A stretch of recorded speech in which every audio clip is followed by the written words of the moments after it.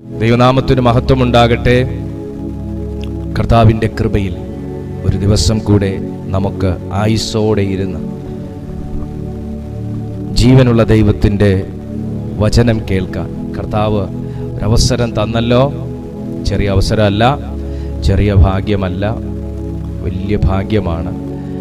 ആ കൃപയെ ഓർത്ത് ഞാൻ എൻ്റെ ദൈവത്തെ സ്തുതിക്കുന്നു.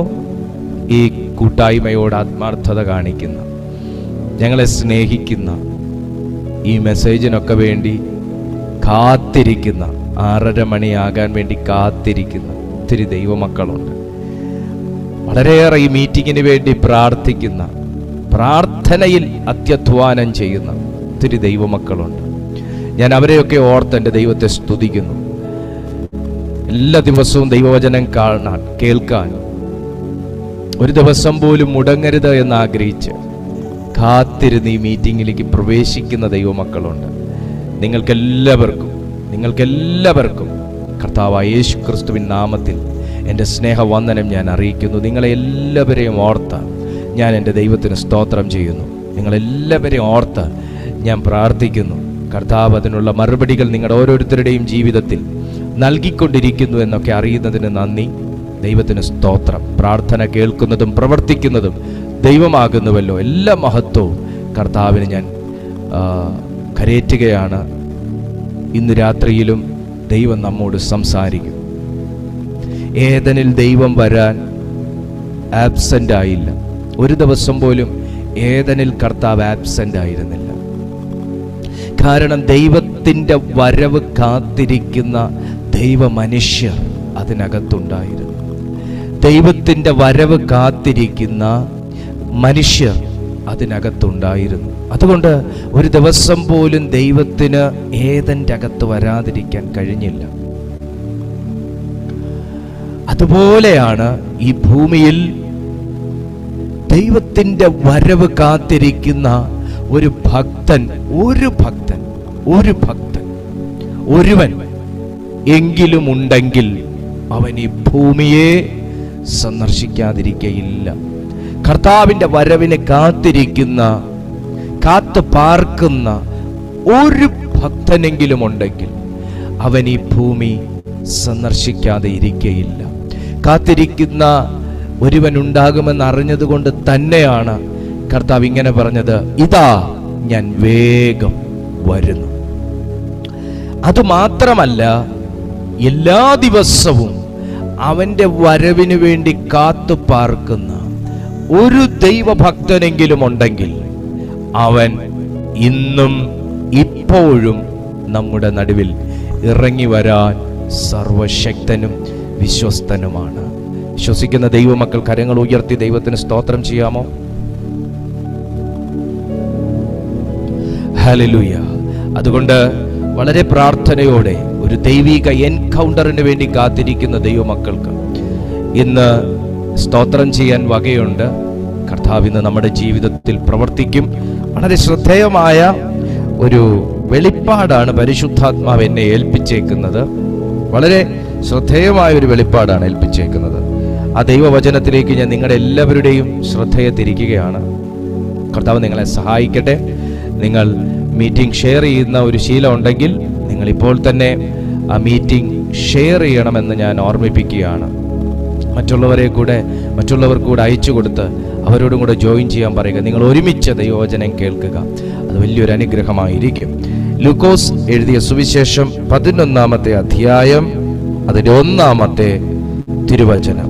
ലൂക്കോസ് എഴുതിയ സുവിശേഷം 11-ാമത്തെ അധ്യായം അതിൻ്റെ 1-ാമത്തെ തിരുവചനം. അവൻ ഒരു സ്ഥലത്ത് പ്രാർത്ഥിച്ചു കൊണ്ടിരുന്നു. കേട്ടോ നിങ്ങൾ? അവൻ ഒരു സ്ഥലത്ത് പ്രാർത്ഥിച്ചു കൊണ്ടിരുന്നു. Now Jesus was praying in a certain place. തീർന്ന ശേഷം ശിഷ്യന്മാരിൽ ഒരുത്തൻ അവനോട്, കർത്താവേ, യോഹന്നാൻ തൻ്റെ ശിഷ്യന്മാരെ പഠിപ്പിച്ചതുപോലെ ഞങ്ങളെയും പ്രാർത്ഥിപ്പാൻ പഠിപ്പിക്കണമേ എന്ന് പറഞ്ഞു. യേശുക്രിസ്തു പഠിപ്പിച്ച പ്രാർത്ഥനയല്ല എൻ്റെ ഇന്നത്തെ ധ്യാന വിഷയം. അതിനുമപ്പുറമായ ചില കാര്യങ്ങളാണ്. Now, Jesus was praying in a certain place, and when he finished, one of his disciples said to him, Lord, teach us to pray as John taught his disciples. കർത്താവേ,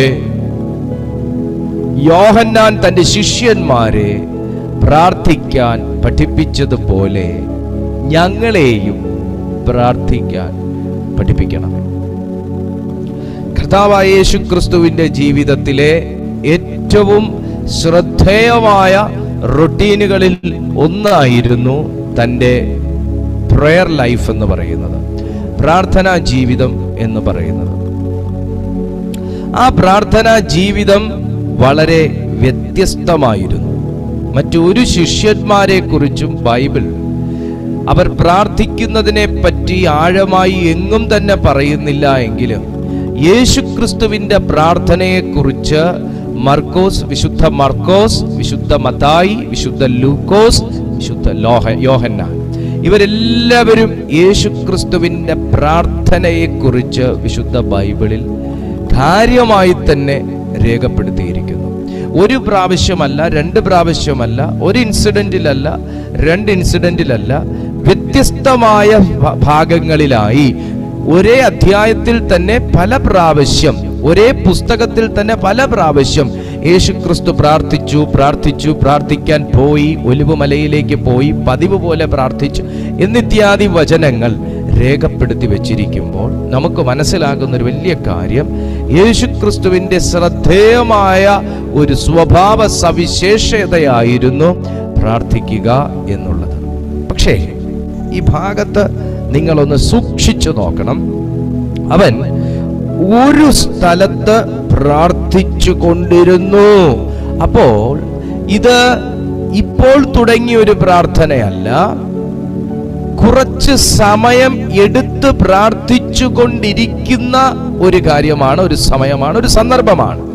കാരണം യേശുക്രിസ്തുവിന്റെ ഫിനിഷിങ്ങിനു വേണ്ടി, ആ പ്രാർത്ഥനയുടെ പൂർത്തീകരണത്തിനു വേണ്ടി വെയിറ്റ് ചെയ്തിരുന്ന ഒരു ശിഷ്യനെ കുറിച്ച് ബൈബിൾ പറയുന്നു. അതേത് ശിഷ്യനാണെന്ന് നമുക്കറിയത്തില്ല.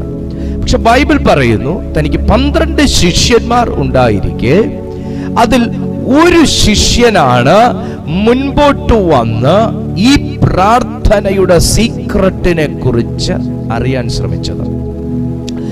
Holy Spirit, thank you Lord. നോക്കൂ, തനിക്ക് 12 ശിഷ്യന്മാർ ഉണ്ടായിരിക്കെ എല്ലാവരും ഇപ്പോൾ ഈ പ്രാർത്ഥനാ വേദിയിലുണ്ടോ എന്നുള്ളത് എനിക്കറിയില്ല.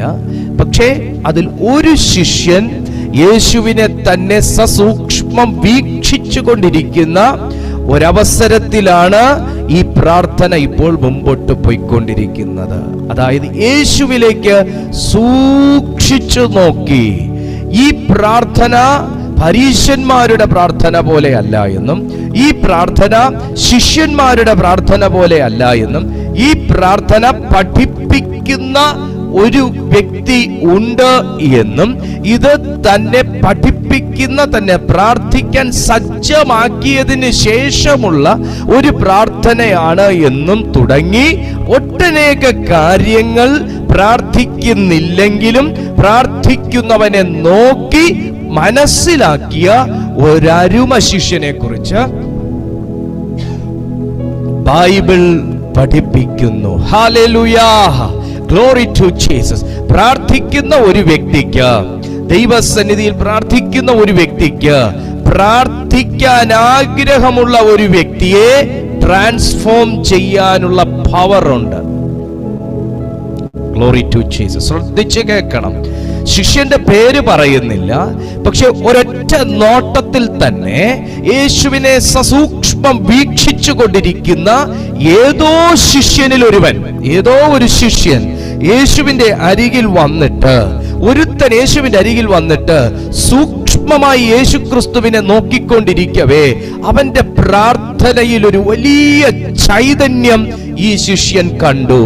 പ്രാർത്ഥിക്കുന്നവനെ ആദ്യമായിട്ടല്ല ശിഷ്യന്മാർ കാണുന്നത്, പ്രാർത്ഥനയും ആദ്യമായിട്ടല്ല ശിഷ്യന്മാർ കാണുന്നത്, പ്രാർത്ഥന ആദ്യമായിട്ടല്ല ശിഷ്യന്മാർ കേൾക്കുന്നത്. പക്ഷേ വ്യത്യസ്തമായ നിലവാരത്തിലും കൊതി തോന്നുന്ന നിലവാരത്തിലും പ്രാർത്ഥിക്കാൻ യേശുക്രിസ്തുവിൽ നിലനിന്നിരുന്ന ഒരു ഭയങ്കരമായിട്ടുള്ള ഒരു ലൈഫുണ്ട്. ആ ലൈഫാണ് ഇന്ന് രാത്രിയിൽ ഈ മീറ്റിംഗിലൂടെ കർത്താവ് നമ്മുടെ മേൽ ഇമ്പാർട്ട് ചെയ്യാനായി പോകുന്നത്. യേശുവിൽ ജീവിച്ചിരുന്ന ലൈഫുള്ള ഒരു പ്രയർ, ജീവനുള്ള ഒരു പ്രയർ. യേശുവിന്റെ നാമത്തിൽ എന്റെയും നിങ്ങളുടെയും പ്രാർത്ഥനകൾ എല്ലാം തന്നെ പ്രാർത്ഥനകളാണ് എങ്കിലും അതിനെ നമുക്ക് രണ്ട് കാറ്റഗറി ആയിട്ട് തിരിക്കാൻ കഴിയും. ഒന്ന് ജീവനുള്ള പ്രാർത്ഥനയെന്നും ഒന്ന് ജീവനില്ലാത്ത പ്രാർത്ഥനയെന്നും. മറ്റൊരു കാറ്റഗറി, മറ്റൊരു ടേബിളും കൂടെ തയ്യാറാക്കിയാൽ അർദ്ധജീവനുള്ള പ്രാർത്ഥനയെന്ന്. എന്നാൽ യേശുക്രിസ്തുവിന്റെ പ്രാർത്ഥനയെ നമുക്ക് ജീവനുള്ള പട്ടികയിലേക്ക് മാത്രമേ, ജീവനുള്ള പ്രാർത്ഥനയുടെ പട്ടികയിലേക്ക് മാത്രമേ നമുക്ക് പകരാൻ അല്ലെങ്കിൽ പതിക്കാൻ അല്ലെങ്കിൽ ഉൾപ്പെടുത്താൻ കഴിയുകയുള്ളൂ. കാരണം ലൂക്കോസ് മാത്രമല്ല, മറ്റു പല സുവിശേഷങ്ങൾ പരിശോധിക്കുമ്പോഴും യേശുക്രിസ്തു പ്രാർത്ഥിക്കാൻ മുട്ടുകുത്തുമ്പോൾ തന്നെ മറ്റൊരു റിലം തുറക്കുന്നതായി വിശുദ്ധന്മാർ രേഖപ്പെടുത്തിയിരിക്കുന്നു. Oh my God! ഇതേ പത്രോസിനെയും ഈ ശിഷ്യന്മാരുടെ കാറ്റഗറിയിൽ നിന്ന് ഇതേ പത്രോസിനെയും ഇതേ യോഹന്നാനെയും ഇതേ യാക്കോബിനെയും മാത്രം, സെലക്റ്റീവ് ഡിസൈപ്പിൾസിനെ മാത്രം, കമോൺ, നിങ്ങൾ ഗ്രഹിക്കുന്നുണ്ടോ? സെലക്റ്റീവ് ഡിസൈപ്പിൾസിനെ മാത്രം, വീണ്ടും സെലക്റ്റീവ് ഡിസൈപ്പിൾസിനെ മാത്രം കാണാൻ വേണ്ടി താൻ ചില ദൂതുകൾ പറഞ്ഞ് 8-ാം നാൾ അവൻ മറുരൂപ മലയിലേക്ക്, താബോത്ത് മലയിലേക്ക് തന്നെ ശിഷ്യന്മാരെയും കൂട്ടി യേശു പോയി പ്രാർത്ഥിക്കാൻ വേണ്ടി മുട്ടുകുത്തിയപ്പോൾ തന്റെ ശരീരവും തന്റെ വസ്ത്രവും താൻ ഇരിക്കുന്ന ആത്മതലവും അത് ചേഞ്ചായി. അതിന്റെ നടുവിൽ മോശയും ഏലിയാവും കൂടെ യേശുവിനോട് കോൺവെർസേഷൻ നടത്തുന്നത് കണ്ട പത്രോസ് അത് മറന്നു പോകാത്ത നിലയിൽ രേഖപ്പെടുത്തിയിട്ടിരിക്കുന്നത് ഒരു സെലക്ഷൻ തന്റെ മേൽ വീണത് കൊണ്ടാണ്. കമോൺ, 12 പേർ യേശുക്രിസ്തുവിന് ശിഷ്യന്മാരായി ഉണ്ടായിരിക്കുമ്പോഴും പ്രാർത്ഥനയിൽ വെളിപ്പെടുന്ന മഹത്വം കാണാൻ ദൈവം സെലക്റ്റീവായി ചില ശിഷ്യന്മാരെ കർത്താവ് കൂട്ടിയതുപോലെ ഇന്ന് രാത്രിയിൽ പ്രാർത്ഥനയിൽ വിശ്വസിക്കുന്ന ആരെങ്കിലും ഉണ്ടെങ്കിൽ ഒന്ന് പ്രാർത്ഥിക്കാമോ? ദൈവമേ, ഇന്ന് രാത്രിയിൽ പ്രാർത്ഥനയുടെ ആ ഒരു മഹത്വം അനുഭവിക്കാനുള്ള ഒരു സെലക്ഷൻ എന്റെ മേൽ വീഴണമേ എന്ന് എത്ര ദൈവമക്കൾക്ക് ഇന്ന് രാത്രി പ്രാർത്ഥിക്കാൻ കഴിയും? സസൂക്ഷ്മം യേശുവിനെ വീക്ഷിച്ചു കൊണ്ടിരുന്നപ്പോൾ ശിഷ്യൻ കണ്ട ഒരു വലിയ കാര്യം ഇതാണ്: പ്രാർത്ഥിച്ചു കൊണ്ടിരുന്നു. ഹല്ലേലൂയ. ഞാനൊരു ഡൗട്ട് ചോദിക്കട്ടെ. കണ്ണടച്ചിരുന്നാലും ചുറ്റും നടക്കുന്നത് എന്നതാന്ന് വളരെ വ്യക്തമായി അറിയുന്ന ഒരു കർത്താവാണ് യേശു. കണ്ണടച്ചിരുന്നാലും ശിഷ്യന്മാർക്ക് പുറംതിരിഞ്ഞു നിന്നാലും യേശുവിന്റെ പുറകിൽ വെച്ച് ശിഷ്യന്മാർ എന്താണ് ചിന്തിച്ചതെന്നും നോക്കിയതെന്നും കാണിച്ചതെന്നും നിരൂപിച്ചതെന്നും ഒക്കെ വ്യക്തമായി പ്രവചിച്ചു പറഞ്ഞ യേശുവാണ്. ആ യേശുവിന് തന്റെ പ്രയറിന്റെ നടുവിൽ തന്നെ മാത്രം സൂക്ഷിച്ചു നോക്കിക്കൊണ്ടിരിക്കുന്ന ശിഷ്യനെ കാണാൻ പറ്റിയില്ലേ? അറിയാൻ പറ്റിയില്ലേ? എന്റെ ശിഷ്യൻ എന്തോ ഒരു മറുപടിക്ക് വേണ്ടി വെയിറ്റ് ചെയ്തിരിക്കുകയാണ്, ഒരു മറുപടിക്ക് വേണ്ടി വെയിറ്റ് ചെയ്തിരിക്കുകയാണ്, എന്റെ വായിൽ നിന്നൊരു മറുപടി കേൾക്കാൻ അവൻ വെയിറ്റ് ചെയ്തിരിക്കുകയാണ് എന്ന് യേശു തിരിച്ചറിഞ്ഞില്ലേ? ബൈബിൾ പറയുന്നു, അവൻ ഒരു സ്ഥലത്ത് പ്രാർത്ഥിച്ചുകൊണ്ടിരുന്നു. Now ജീസസ്, ഈ വേർഡ് തുടങ്ങുന്നത് 11-ാമത്തെ അധ്യായം തുടങ്ങുന്നത് എന്ത് പശ്ചാത്തലം കഴിഞ്ഞിട്ടാന്ന് നിങ്ങൾക്കറിയാവോ? പലതിനെയും ചൊല്ലി വിചാരപ്പെടുന്ന മാർത്തയെ ഉപദേശിച്ചുകൊണ്ട് അവളുടെ ഉള്ളിലത്തെ ഭയത്തെയും ആശങ്കകളെയും വെപ്രാളത്തെയും അസ്വസ്ഥതകളെയും ആകുലതകളെയും ശാസിച്ചതിന് ശേഷമുള്ള സംഭവമാണിത്. യേശു അവിടെ വളരെ ശ്രദ്ധേയമായ ഒരു 1-2 വാക്ക് പറയുന്നുണ്ട്. 10-ാമത്തെ അധ്യായം 41-42 നമുക്കൊന്ന് വായിക്കാം വാക്യങ്ങൾ. കർത്താവ് അവളോട്, മാർത്തയേ മാർത്തയേ, നീ പലതിനെ ചൊല്ലി വിചാരപ്പെട്ടും മനം കലങ്ങിയുമിരിക്കുന്നു, എന്നാൽ അല്പമേ വേണ്ടൂ. ഇത് ഭയങ്കര വലിയൊരു മർമ്മമാണ്. എടാ, ഇവിടെ 3 പേരുണ്ടെന്ന് വെച്ചോ. മാർത്ത, മറിയ, യേശു ക്രിസ്തു. 3 പേരെ ഉള്ളപ്പോ അവിടെ ഇപ്പൊ ഗോതമ്പ് ദോശ ഉണ്ടാക്കാനാന്ന് പറഞ്ഞാൽ പോലും 3 പേർക്ക് ആളൊന്ന് 2 വെച്ചോ അല്ലെങ്കിൽ 3 വെച്ചോ കഴിച്ചാൽ പോലും അവിടെ 9 ദോശ വേണം. ഒരിക്കലും 9 ദോശയ്ക്ക് വേണ്ടി നമ്മൾ ഒരല്പം മാവ് മതി എന്ന് പറയാൻ പറ്റുമോ? ഗോതമ്പ് ദോശ ഉണ്ടാക്കുന്നവർക്കറിയാം. ഒരല്പം മാവ് എടുത്തൊരു 9 ദോശ നിങ്ങൾക്ക് എടുക്കാൻ പറ്റുമോ?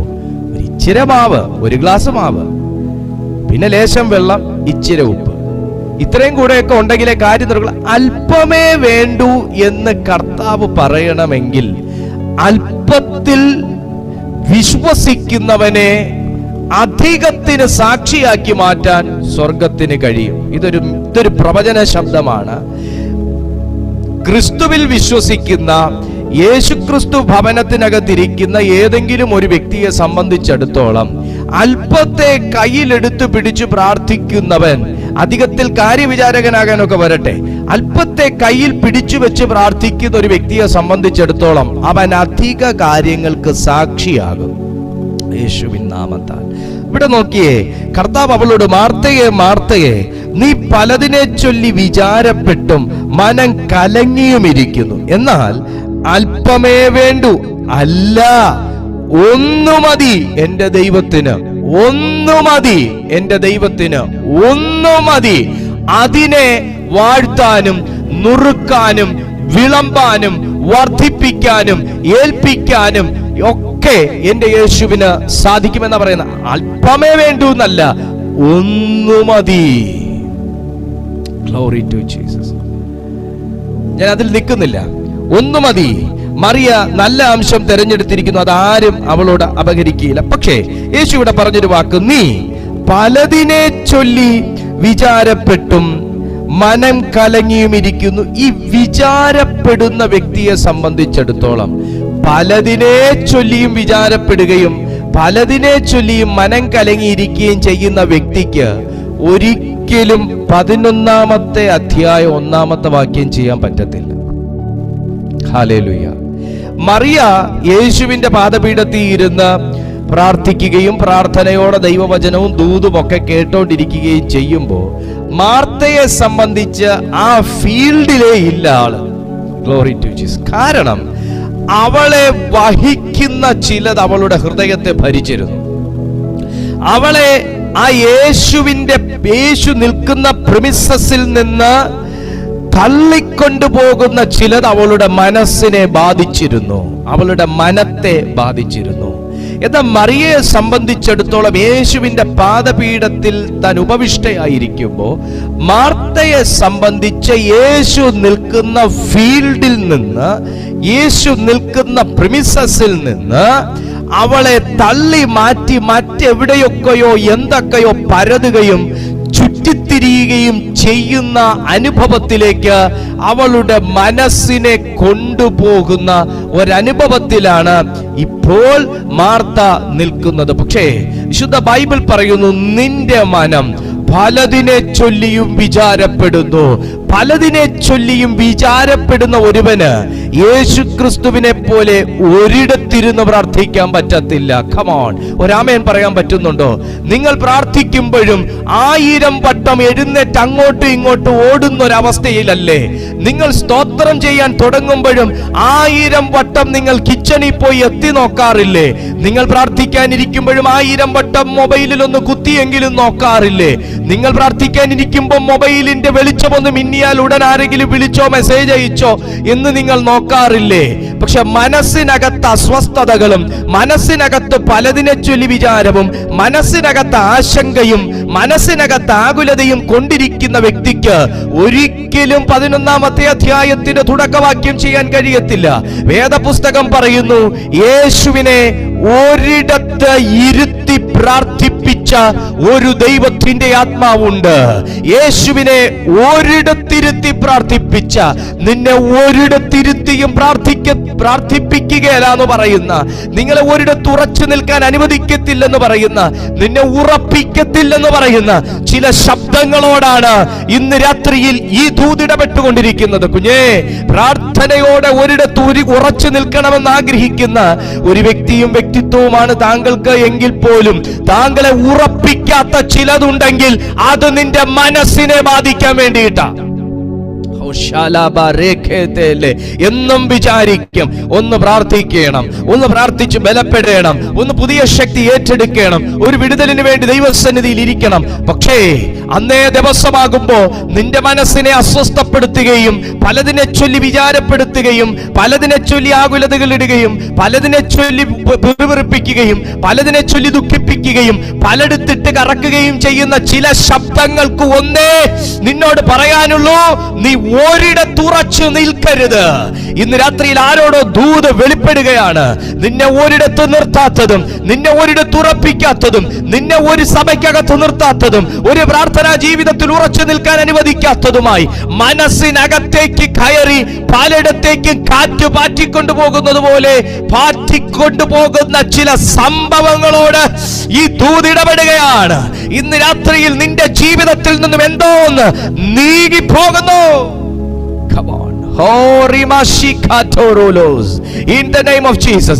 നഷ്ടമാക്കുക. എന്നോട് ദൈവാത്മാവ് അങ്ങനെ ഒരു വാക്ക് പറയുന്നു, നഷ്ടമാക്കുക, നഷ്ടമാക്കുക, നഷ്ടമാക്കുക. ഇങ്ങനൊരു വേർഡ് ഇങ്ങനെ ആവർത്തിച്ച് എന്റെ ആത്മാവിൽ ദൈവാത്മാവ് പറയുന്നുണ്ട്. നഷ്ടമാക്കുക. Glory to Jesus. നഷ്ടമാക്കുക.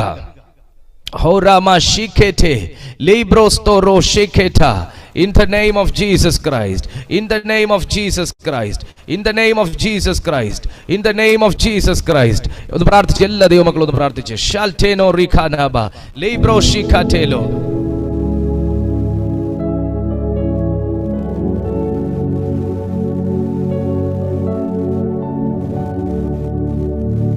Oh, glory to Jesus. Glory to Jesus. Amen, amen, amen, amen, amen, amen, amen, amen. Thank you God. Thank you God. നോക്കിക്കേ, മനസ്സിനകത്ത് പലതിനെ ചൊല്ലിയും വിചാരപ്പെട്ട മാർത്തയ്ക്ക് ദൈവസന്നിധിയിൽ ഇരിക്കാൻ പറ്റിയില്ല. യേശുവിനെ അറിയാഞ്ഞിട്ടാണോ? യേശുവിനെ അടുത്തറിയാഞ്ഞിട്ടാണോ? യേശുവിനെ മനസ്സിലാകാഞ്ഞിട്ടാണോ? യേശുവിനെ മനസ്സിലാകാഞ്ഞിട്ടാണോ? പക്ഷേ അവളെ ദൈവസന്നിധിയിൽ നിർത്താത്ത ഒന്ന്, ദൈവസന്നിധിയിൽ നിർത്താത്ത, ഇത് ഭയങ്കര ദൂതാണ്. നിങ്ങളിൽ ദൈവം പകർന്നത് നഷ്ടപ്പെടണമെങ്കിൽ നിങ്ങൾ ദൈവസന്നിധി വിട്ട് അകന്നു പോകണം. എനിക്ക് അങ്ങനെയുള്ള ഒത്തിരി പേരെ അറിയാൻ കേട്ടോ. നല്ല കൃപയുള്ള, നല്ല അഭിഷേകമുള്ള, നന്നായിട്ട് അസോസിയേറ്റ് ചെയ്തുകൊണ്ടിരുന്ന, നന്നായിട്ട് പ്രാർത്ഥിച്ചുകൊണ്ടിരുന്ന, നന്നായിട്ട് പ്രയോജനപ്പെട്ടുകൊണ്ടിരുന്നവരെ പലതും ചൊല്ലി അവരുടെ ഹൃദയത്തിനകത്ത് ഭാരം കയറി അവരെ കാറ്റെടുത്തോണ്ട് പോകുന്നത് പോലെ പോയി ഇപ്പൊ എങ്ങുമില്ല, എന്തുമില്ല, ഏതും ഇല്ലാത്ത ഒരവസ്ഥയിലാക്കി കളഞ്ഞു. ഇവിടെ മറിയ കർത്താവിന്റെ സന്നിധിയിൽ പിടിച്ചു നിൽക്കുമ്പോൾ മാർത്തയ്ക്ക് ഇരിക്കാൻ ആഗ്രഹം ഉണ്ടെങ്കിലും അവളുടെ മനസ്സ് പറയുന്നു, നീ ഇരുന്നാ പറ്റത്തില്ല, നീ ഇരുന്നാ പറ്റത്തില്ല, നീ ഇരുന്നാൽ പറ്റത്തില്ല. കാര്യം കർത്താവിന് വേണ്ടി പ്രയോജനപ്പെടാനെന്ന ഉള്ളു പറയുന്നു, മനസ്സ് പറയുന്നത്. യേശുവിന് സദ്യ ഒരുക്കണം, പിന്നെ അത് കഴിഞ്ഞിട്ട് കുടിക്കാനുള്ള പായസം വെക്കണം, പിന്നെ അത് കഴിഞ്ഞിട്ട് എന്തെങ്കിലും. ഇതാ കർത്താവിന്റെ വേലയിലാന്ന് പറയുമ്പോഴും, കർത്താവിന് വേണ്ടിയിട്ടാണെന്ന് പറയുമ്പോഴും യേശു വ്യക്തമായി കാര്യം പിടിക്കുന്നുണ്ട് അതിനകത്ത്. എടാ, എനിക്ക് വേണ്ടിയാന്ന് പറഞ്ഞാലും എന്റെ സന്നിധിയിൽ ഇരിക്കാത്ത എന്റെ വേല എന്റെ വേലയല്ല, അത് വേല വെക്കുന്നവന്റെ വേലയാ. ആമേൻ. അത് വേല വെക്കുന്നവന്റെ വേലയാ. അയ്യോ, കർത്താവിന് വേണ്ടിയിട്ടാ, ദൈവനാമത്തിന് വേണ്ടിയിട്ടാ, ദൈവത്തിനു വേണ്ടിയിട്ടാ ഓട്ടവും അഹോരാത്രം പണിയും എന്നൊക്കെ പറയുമ്പോഴും glory to Jesus, glory to Jesus. ദൈവസന്നിധിയിൽ ഇരുത്താത്ത തരത്തിലുള്ള എന്തെങ്കിലും ഓട്ടം ഉണ്ടെങ്കിൽ ഓർത്തോണം, അതിന്റെ പിന്നിൽ വേല വെക്കുന്നവന്റെ വേലയാണ്. ഇതും ഒരു ശുശ്രൂഷയല്ലേ, ഇതും കർത്താവിന് വേണ്ടിയിട്ടല്ലേ, ഇതും ദൈവം ഏൽപ്പിച്ചതല്ലേ എന്നിത്യാദി ചിന്തയായിരിക്കാം ഭരിക്കുന്നത്. ഇതിലും വിശ്വസ്തനാകേണ്ടതല്ലേ എന്നൊക്കെയുള്ള ചിന്തയായിരിക്കാം ഭരിക്കുന്നത്. പക്ഷേ വളരെ സിമ്പിളായി യേശു പിടിക്കുന്ന ഒരു കാര്യം ഇതാണ്: മാർത്തേ, മാർത്തേ, നിന്റെ മനം പലതിനെ ചൊല്ലി വിചാരപ്പെടുന്നു. ഹല്ലേലൂയ. പക്ഷെ പലതിനെ ചൊല്ലി വിചാരപ്പെടുകയും പലയിടത്തും ഓടുകയും ദൈവസന്നിധിയിൽ ഇരിക്കുകയും ഇരുത്താതിരിക്കുകയും ചെയ്യുന്ന ഒരു വ്യക്തിയെ സംബന്ധിച്ചിടത്തോളം വേദപുസ്തകം യേശുവിലേക്ക് ചൂണ്ടിക്കൊണ്ടൊരു മാതൃക കാണിക്കുന്നു. അവൻ ഒരു സ്ഥലത്ത് പ്രാർത്ഥിച്ചുകൊണ്ടേയിരുന്നു, ഒരു സ്ഥലത്ത് പ്രാർത്ഥിച്ചുകൊണ്ടേയിരുന്നു. ഇന്ന് രാത്രിയിൽ ആർക്കൊക്കെയോ ഒരു പ്രത്യാശയ്ക്കുള്ളൊരു ദൂത് പുറപ്പെടുന്നുണ്ട്.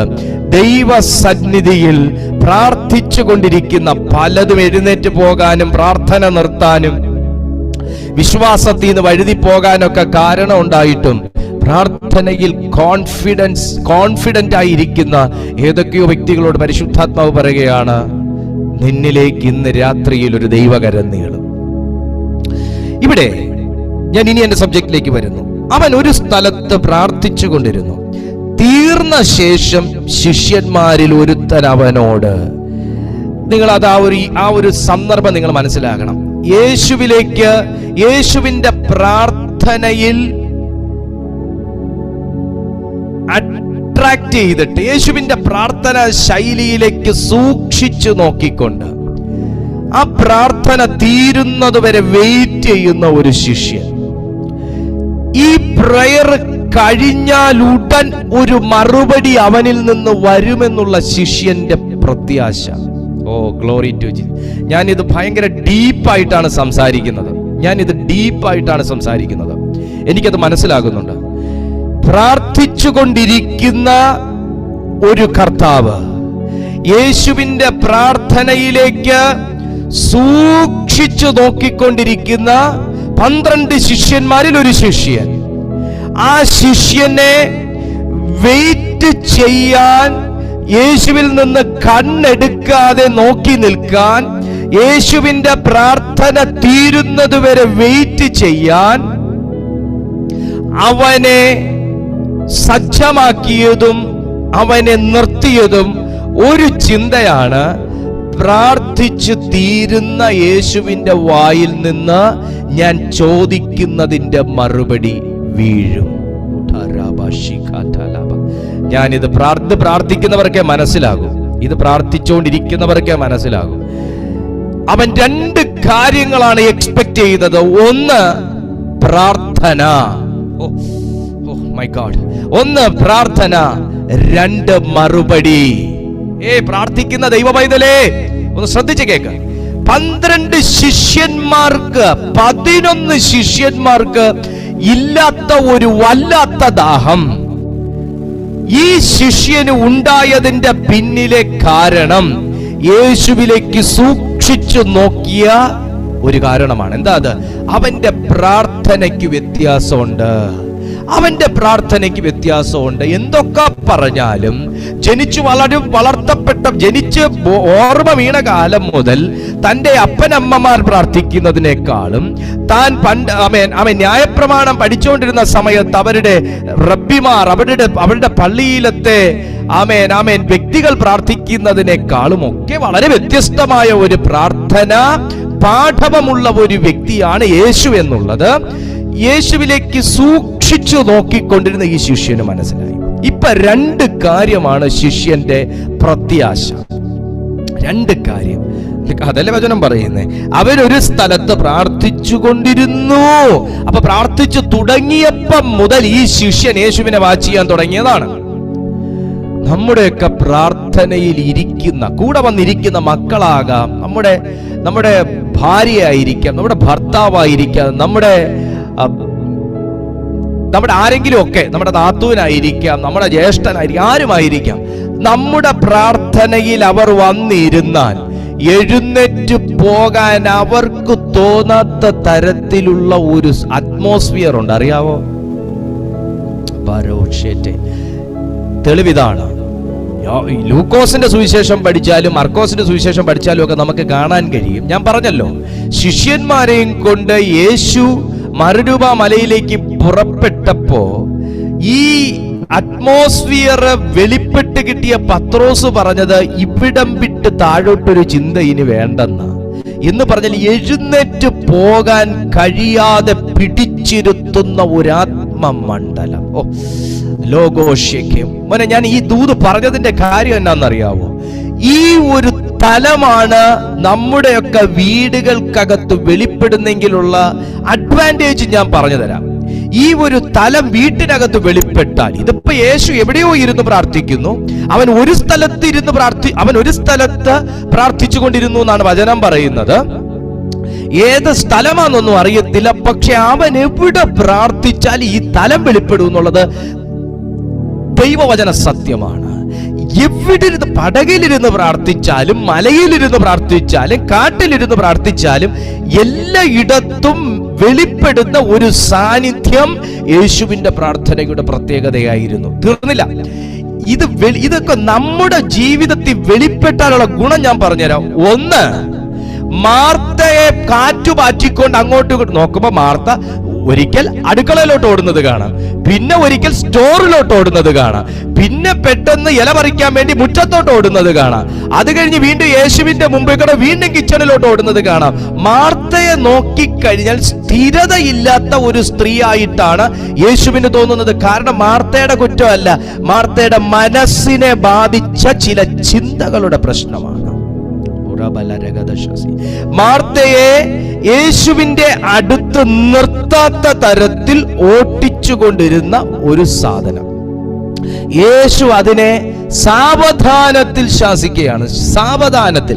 ആ സാവധാനത്തിലുള്ള വാക്കായിരുന്നു ആ പ്രവചന ശബ്ദം യേശു മാർത്തയോട് അറിയിച്ചത്. മാർത്തേ, മാർത്തേ, നിന്റെ മനം നീ പലതിനെ ചൊല്ലി വിചാരപ്പെട്ടും മനം കലങ്ങിയിരിക്കുന്നു. എന്റെ പൊന്നു കുഞ്ഞെ, നീ വിചാരപ്പെടുന്ന കാര്യം നിന്നെ കലക്കും, പക്ഷേ നീ പ്രതീക്ഷിക്കുന്ന കാര്യം നിന്റെ മുമ്പിൽ കൊണ്ടുവരും.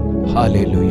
നീ വിചാരപ്പെടുന്ന കാര്യം നിന്നെ കലക്കുമ്പോ, നീ പ്രത്യാശയോടെ ദൈവസന്നിധിയിൽ ഇരിക്കുന്ന ഒരു വ്യക്തിയാണെങ്കിൽ അത് നിന്റെ അടുത്ത് കൊണ്ടുവരും. അതാ പറയുന്നേ, നീ പ്രാർത്ഥിച്ചു ഒന്നായിരിക്കും നേടിയത്. യേശു അതാ അവിടെ പറയുന്ന മർമ്മം അതാ. മാർത്തേ, മാർത്തേ, അല്പമേ വേണ്ടൂ, അല്ല ഞാൻ മായ്ച്ചു കളയുകയാ, ഒന്നേ വേണ്ടൂ. നീ പ്രാർത്ഥിച്ചിട്ട് 10 വേണ്ടി പ്രാർത്ഥിച്ചു, ഒന്നേ നടന്നുള്ളൂ. 10 കാര്യം ദൈവസന്നിധി വെച്ചു, ഒരു കാര്യത്തിന് മറുപടി കിട്ടിയുള്ളൂ. 9 പെൻഡിങ് ആണെങ്കിലും മറുപടി കിട്ടിയ 1 മതി ദൈവത്തിന് ബാക്കി 9 പരിഹരിക്കാൻ. ഇത് ആരോടുള്ള ദൂതാണ്?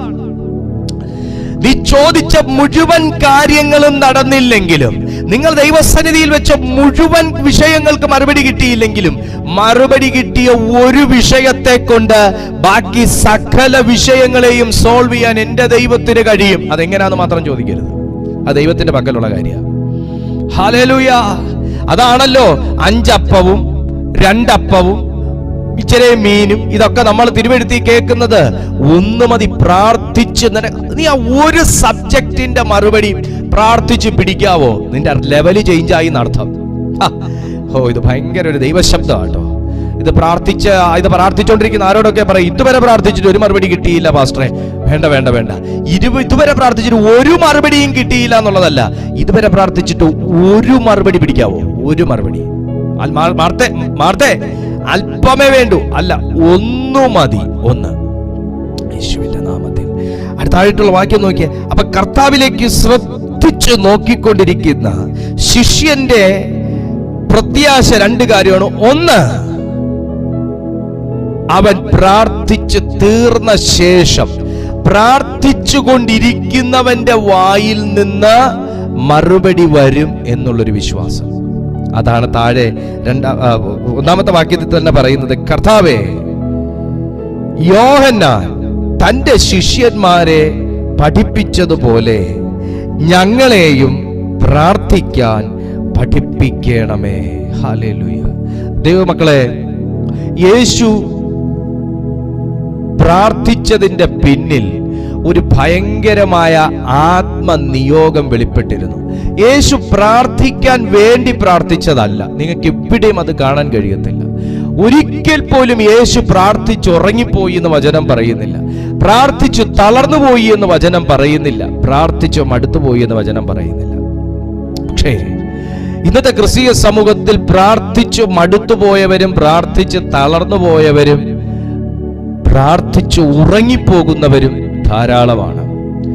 ഞാൻ ചില സ്ഥലങ്ങളിലൊക്കെ പ്രാർത്ഥിക്കാൻ ചെല്ലുമ്പോൾ അവർ പ്രാർത്ഥിച്ച് ഉറങ്ങിപ്പോകുക. അവര് പ്രാർത്ഥിച്ചുറങ്ങിപ്പോകുക. അതവര് പ്രാർത്ഥിക്കാൻ വേണ്ടി പ്രാർത്ഥിക്കുന്നതാ. പക്ഷേ നീ പ്രാർത്ഥിക്കാൻ വേണ്ടി പ്രാർത്ഥിക്കേണ്ടവനല്ല, പ്രാർത്ഥിക്കാൻ വേണ്ടി എഴുന്നേൽക്കേണ്ടവനാ. അങ്ങനെ എഴുന്നേൽപ്പിക്കുന്ന ഒരാത്മാവാണ് യേശുവിൽ വ്യാപരിച്ചിരുന്നത്, യേശുക്രിസ്തുവിൽ വ്യാപരിച്ചിരുന്നത്. ഈ ആത്മനിറവിൽ യേശു പ്രാർത്ഥിച്ചു കൊണ്ടിരുന്നപ്പോഴാണ് ശിഷ്യന്മാരിൽ ഒരുവനെ ആകർഷിച്ചത്. ഹല്ലേലൂയ. അത് എല്ലാവരെയും ആകർഷിക്കാത്തത് എന്താന്ന് ചോദിച്ചാൽ, യേശുവിന്റെ മേൽ വ്യാപരിച്ചിരുന്ന അഭിഷേകത്തിലേക്ക്, യേശുവിന്റെ പ്രാർത്ഥനയിലേക്കും വ്യാപരിക്കുന്ന അഭിഷേകത്തിലേക്കും തന്നെ നോക്കിക്കൊണ്ടിരുന്നവനെ അവനെ പോലെ ഒരുവനാക്കാൻ വേണ്ടി ആകർഷിക്കുന്ന ഒരു കാന്തിക ശക്തിയോടെ യേശുവിലേക്ക് പിടിച്ചടുപ്പിക്കുന്ന ഒരു സെലക്ഷൻ ഏതോ ഒരു ഭാഗ്യവാന്റെ മേൽ വീണു. യേശുവിലേക്ക് സൂക്ഷിച്ചു നോക്കിക്കൊണ്ടിരിക്കുന്നവന്റെ ജീവിതത്തിൽ സംഭവിക്കുന്ന ഭാഗ്യ പദവിയാണ് അവനിലേക്കുള്ള ആകർഷണം. യേശുവിന്റെ നാമത്തിൽ പ്രാർത്ഥിച്ചു കൊണ്ടിരിക്കുന്ന ആരെയൊക്കെയോ നോക്കിയതാണ് നിന്റെ മേലും ആ പ്രാർത്ഥനയുടെ അഭിഷേകം വ്യാപരിക്കാൻ കാരണം. പ്രാർത്ഥിക്കുന്ന ആരുടെയൊക്കെയോ പ്രാർത്ഥന ശ്രദ്ധിച്ചതാണ് അതുപോലെ പ്രാർത്ഥിക്കാനുള്ള കൃപാവരം നിന്നിലേക്ക് തുറക്കാനുള്ള കാരണം. ഇവിടെ യേശുവിലേക്ക് സൂക്ഷ്മമായി നോക്കിക്കൊണ്ടിരുന്ന ശിഷ്യൻ യേശുവിന്റെ പ്രാർത്ഥനയുടെ അവസാനം ആമേൻ പറഞ്ഞു കഴിഞ്ഞപ്പോ താൻ പ്രതീക്ഷിച്ചിരുന്ന രണ്ട് കാര്യം: ഒന്ന്, പ്രാർത്ഥന; രണ്ട്, മറുപടി. ദൂത് പറയട്ടെ, പ്രാർത്ഥിക്കുന്നവന്റെ വായിൽ നിന്ന് തന്നെ അതിന്റെ മറുപടി വരും. Glory to Jesus. പ്രാർത്ഥിക്കുന്നവന്റെ വായിൽ നിന്ന് തന്നെ അതിന്റെ മറുപടി വരും. Glory to Jesus. ഒന്നും കൂടെ, പ്രാർത്ഥിക്കുന്നവന്റെ വായിൽ നിന്ന് തന്നെ ചിലതിനുള്ള മറുപടി വരും. ആരോടുള്ള പ്രവചനമായത്? യേശു പ്രാർത്ഥിക്കുന്ന വ്യക്തിയായിരുന്നു. ഇന്നു മുതൽ ശിഷ്യന്മാരും പ്രാർത്ഥിക്കാൻ പോകുന്ന വ്യക്തിയാണ്. ശിഷ്യന്മാരും യേശു പഠിപ്പിച്ച പോലെ പ്രാർത്ഥിക്കാൻ പോകുന്ന വ്യക്തിയാ. പ്രാർത്ഥിക്കുന്നവന്റെ ജീവിതത്തിൽ മറുപടിയില്ലാത്ത വിഷയങ്ങളില്ല. ഇവിടെ യേശു പ്രാർത്ഥിച്ചു കഴിഞ്ഞപ്പോൾ ഇവിടെ നേരിടുന്നത് ശിഷ്യന്മാരെ യേശുവിനെ പോലെ ആക്കണം. ക്യൂറാമുട്ടിയാണല്ലോ കർത്താവേ എന്നൊന്നും യേശു പറഞ്ഞില്ല. പ്രാർത്ഥിക്കുന്ന യേശു അതിനവിടെ സൊല്യൂഷൻ കൊടുക്കുകയാണ്. നീ ഒട്ടനവിടെ സ്പോട്ടി മറുപടിയാ. നിങ്ങൾ പ്രാർത്ഥിക്കുമ്പോൾ ഇവണ്ണം ചൊല്ലുവിൻ. ഒട്ടൻ മറുപടിയാ. 10 വട്ടം ആലോചിച്ചിട്ടൊന്നുമില്ല, ഒട്ടൻ മറുപടിയാ. ഇതൊരു ദൂതാണ്. പ്രാർത്ഥിക്കുന്നവന്റെ ജീവിതത്തിലാണ് ചോദ്യങ്ങൾക്ക് മറുപടിയുള്ളത്. പ്രാർത്ഥിച്ചെഴുന്നേറ്റ യേശുവിന്റെ പക്കലായിരുന്നു മുന്നിൽ വന്നു നിന്ന ചോദ്യത്തിന് മറുപടി ഉണ്ടായിരുന്നത്. ഞാൻ എന്റെ സീനിയറോട് ചോദിക്കട്ടെ എന്നല്ല പറഞ്ഞത്, പ്രാർത്ഥിച്ചെഴുന്നേറ്റവൻ മറുപടിയും കൊണ്ടാ എഴുന്നേൽക്കുന്നത്. ഇതൊരു ദൂതാ. പ്രാർത്ഥിച്ചെഴുന്നേൽക്കുന്നവൻ മറുപടിയും കൊണ്ടാ എഴുന്നേൽക്കുന്നത്. ആമേൻ. കണ്ണടച്ച് പ്രാർത്ഥിച്ചുകൊണ്ടിരുന്നപ്പോ തന്നെ അടുത്തത് മുന്നിൽ വന്ന് നിൽക്കുന്ന ചോദ്യം എന്തെന്ന് അവൻ ഉള്ളിൽ അറിഞ്ഞിരുന്നു എന്ന് പറയാൻ ഞാൻ ആഗ്രഹിക്കുന്നു. യേശുവിന്റെ കണ്ണടച്ചിരുന്നാലും മുന്നിൽ വന്ന് നിൽക്കുന്ന വ്യക്തി യേശുവിന് മറവല്ല. പക്ഷേ ഒരു ശിഷ്യനാണെങ്കിലും ഇനി ആരാണെങ്കിലും മുൻപിൽ വന്നു നിൽക്കുന്നത് ചില ചോദ്യങ്ങളും ഉയർത്തിക്കൊണ്ടാണ് എന്നറിയുന്ന, ഒരു മറുപടി തന്നിൽ നിന്നും പ്രതീക്ഷിക്കുന്ന ഒരുവനാണ് മുൻപിൽ നിൽക്കുന്നതെന്നറിയുന്ന യേശു പ്രാർത്ഥിച്ചു കഴിഞ്ഞ് ആമേൻ പറഞ്ഞു കഴിഞ്ഞപ്പോൾ ഉടൻ ഫേസ് ചെയ്ത ചോദ്യത്തിന് ഉടനടി തന്നെ മറുപടി കൊടുക്കുകയാണ്. പ്രാർത്ഥിക്കുന്നവൻ എഴുന്നേൽക്കുന്നത് മറുപടിയും കൊണ്ടാണ്. ഒരാമേൻ പറയ. യേശുവിന്റെ ജീവിതത്തിലെ പ്രാർത്ഥന ശൈലി പോലെ നീ മാറുകയാണെങ്കിൽ, നീ ഒരു വിഷയവുമായി ഇരുന്നു കഴിഞ്ഞാൽ എഴുന്നേൽക്കുന്നത് മറുപടിയും കൊണ്ടായിരിക്കും. ഈ ദൂത് തൊടട്ടെ ചിലരെ. വിശ്വസിക്കുന്നവനെ ഈ ദൂത് തൊടട്ടെ, വിശ്വസിക്കുന്നവനെ ഈ ദൂത് തൊടട്ടെ, വിശ്വസിക്കുന്നവനെ ഈ ശബ്ദം തൊടട്ടെ. Come on. പ്രാർത്ഥിച്ചെഴുന്നേൽക്കുന്ന യേശുക്രിസ്തു പ്രതിസന്ധിയിലാകുന്ന കാഴ്ചയല്ല. പ്രാർത്ഥിച്ചെഴുന്നേൽക്കുന്ന യേശുക്രിസ്തു മറുപടി കൊടുക്കുന്നവനായി മാറുന്ന ഒരാത്മമണ്ഡലമാണ് അവിടെ വെളിപ്പെടുന്നത്. ആമേൻ. സ്തോത്രം. ശുശ്രൂഷയുള്ള യേശുവിന് പ്രാർത്ഥിക്കേണ്ട ആവശ്യം ഉണ്ടായിരുന്നു. ശുശ്രൂഷ ഉള്ളത് കൊണ്ടാണ് യേശുവിന് പ്രാർത്ഥന കൂടേണ്ടി വന്നത്. ഹല്ലേലൂയ. ആമേൻ. കർത്താവിന് വേണ്ടിയാ എന്ന് പറയുമ്പോഴും ദൈവസന്നിധിയിൽ ഇരിക്കുന്ന കാര്യത്തിൽ വിട്ടുവീഴ്ച കാണിക്കരുത്. കർത്താവിന്റെ സന്നിധിയിൽ ഇരിക്കുന്ന കാര്യത്തിന് വിട്ടുവീഴ്ച കാണിക്കരുത്. ലൂക്കോസ് എഴുതിയ സുവിശേഷം 22-ാമത്തെ അധ്യായത്തിന്റെ 39-ാമത്തെ വാക്യത്തിലേക്ക് പോകുമ്പോൾ, കർത്താവിന്റെ നാമത്തിന് മഹത്വം ഉണ്ടാകട്ടെ. പിന്നെ അവൻ പതിവ് പോലെ ഒലിവുമലയ്ക്ക് പുറപ്പെട്ടു. ഞാൻ അത് വായിക്കുന്നില്ല. പിന്നെ അവൻ പതിവ് പോലെ, എല്ലാ ദിവസവും മിനിസ്ട്രി ഉണ്ട്, എല്ലാ ദിവസവും രോഗി സൗഖ്യമാകുന്നു, എല്ലാ ദിവസവും ഭൂതങ്ങൾ പുറത്തു പോകുന്നു, എല്ലാ ദിവസവും നന്നേ വൈകുന്നു, പക്ഷേ അവന്റെ പതിവ് തെറ്റിയില്ല. ഇതിനകത്തൊരു പ്രവചന ശബ്ദമുണ്ട്. ഹല്ലേലൂയ. നിന്റെ പതിവ് തെറ്റിക്കുന്ന ചില സംഭവങ്ങൾ ഇടയിൽ വരുന്നുണ്ടെങ്കിൽ എന്നേക്കുമായി നിന്റെ പതിവിനെ തെറ്റിക്കാൻ വേണ്ടിയിട്ടാണ് ചിലതിടയിൽ വരുന്നത്. ഹല്ലേലൂയ.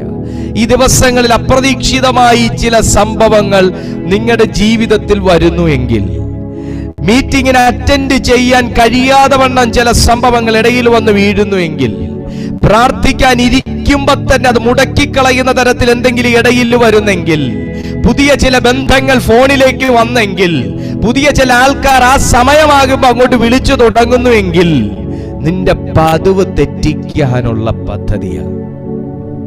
യേശുവിന്റെ പ്രാർത്ഥനയിലേക്ക് വീണ്ടും പോകാം. യേശുവിനെ കുറിച്ച് വചനം പറയുന്നു, ബൈബിൾ പറയുന്നു, പിന്നെ അവൻ പതിവ് പോലെ ഒലിവുമലയ്ക്ക് പുറപ്പെട്ടു പോയി. ഒരു യാത്ര കഴിഞ്ഞ് വന്നാൽ പിന്നെ അങ്ങോട്ട് കിടന്ന് ഉറങ്ങിയാലേ ശരിയാകത്തുള്ളൂ. അന്നത്തെ ദിവസം പിന്നെ 7 മണിക്ക് എത്തുന്നെങ്കിൽ പിന്നെ മെസ്സേജ് കേൾക്കാനും മീറ്റിങ്ങിന് കയറാനും പ്രാർത്ഥനയ്ക്ക് ഇരിക്കാനും സന്ധ്യാപ്രാർത്ഥന കൂടാനൊന്നും എന്നെ കിട്ടുകയില്ല എന്നുള്ളൊരു ലെവലിൽ ഒന്ന് കിടന്ന് കണ്ണടച്ച് എഴുന്നേറ്റാലേ അടുത്ത എന്തെങ്കിലും പിന്നെ ചാർജ് ആവുള്ളൂ എന്നുള്ള അവസ്ഥയിലുള്ള ആരെങ്കിലും ഉണ്ടെങ്കിൽ കേട്ടോ, യേശുവിനെ കുറിച്ച് പറയുന്നു, 1000 ഭൂതങ്ങൾ പുറത്തു പോയാലും 2000 രോഗികൾ സൗഖ്യമായാലും യേശുവിനെ കുറിച്ച് ബൈബിൾ പറയുന്നു, പതിവ് പോലെ.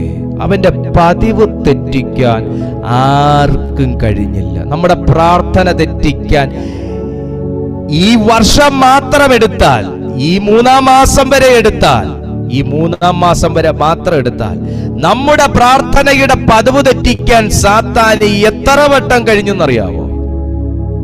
നമ്മുടെ ദിവസ പ്രാർത്ഥനയുടെ പതിവ് തെറ്റിക്കാൻ എത്ര വട്ടം പിശാചിന് കഴിഞ്ഞെന്നറിയാവോ? പക്ഷെ വിശുദ്ധ ബൈബിൾ പറയുന്നു, പ്രാർത്ഥനയിൽ സ്ഥിരത ഉണ്ടായിരുന്ന യേശുവിന്റെ പതിവ് തെറ്റിക്കാൻ, പിതാവിനെ കാണുന്ന പതിവ് തെറ്റിക്കാൻ, ദൈവസാന്നിധ്യം അനുഭവിക്കുന്ന പതിവ് തെറ്റിക്കാൻ ഒന്നിനും കഴിഞ്ഞില്ല. തീർന്നില്ല. ആ പതിവിൽ ഇന്നൊരു അപ്ഡേഷൻ നടക്കുകയാണ്. ഇന്ന് ശിഷ്യന്മാരെ കൂടെ കൊണ്ട് ആ സാന്നിധ്യത്തിലേക്ക് കയറുകയാണ്. എന്നെ കേൾക്കുന്ന പ്രിയപ്പെട്ട ദൈവമക്കളെ, ഇത് ഞാൻ ആരോടോ പ്രവചിച്ചുകൊണ്ടിരിക്കുകയാണെന്ന് തന്നെ എൻ്റെ ഉള്ളു പറയുക. എന്നാന്നറിയാമോ? എന്നും പ്രാർത്ഥിക്കുന്നവൻ ഒറ്റയ്ക്കല്ല. ദാ പിടിക്കുന്നു, ആരോ ഇതൂത് പിടിക്കുന്നുണ്ട്. എന്നും പ്രാർത്ഥന ഒറ്റയ്ക്കല്ല. സഹോദര, എന്നും പ്രാർത്ഥന ഒറ്റയ്ക്കല്ല. നീ എന്നും മല കയറുന്ന പോലെ കയറിപ്പോയി നീ പ്രാർത്ഥിച്ചു കഴിയുമ്പോ, ഇന്നല്ലെങ്കിൽ നാളെ നിന്റെ കൂടെ കൊണ്ടുപോയി പ്രാർത്ഥിക്കണമെന്ന് ആഗ്രഹിക്കുന്നവനെ നീ ആ മലയിൽ കയറ്റിയിരിക്കും. ഇതാ പ്രാർത്ഥിക്കുന്നവനോടുള്ള അടുത്ത പ്രവചന ശബ്ദമാണ്. ഇന്നലെ ഒലിവുമലയിൽ പത്രോസ് യോഹന്നാൻ യാക്കോബിനെ കൊണ്ടുപോയില്ല.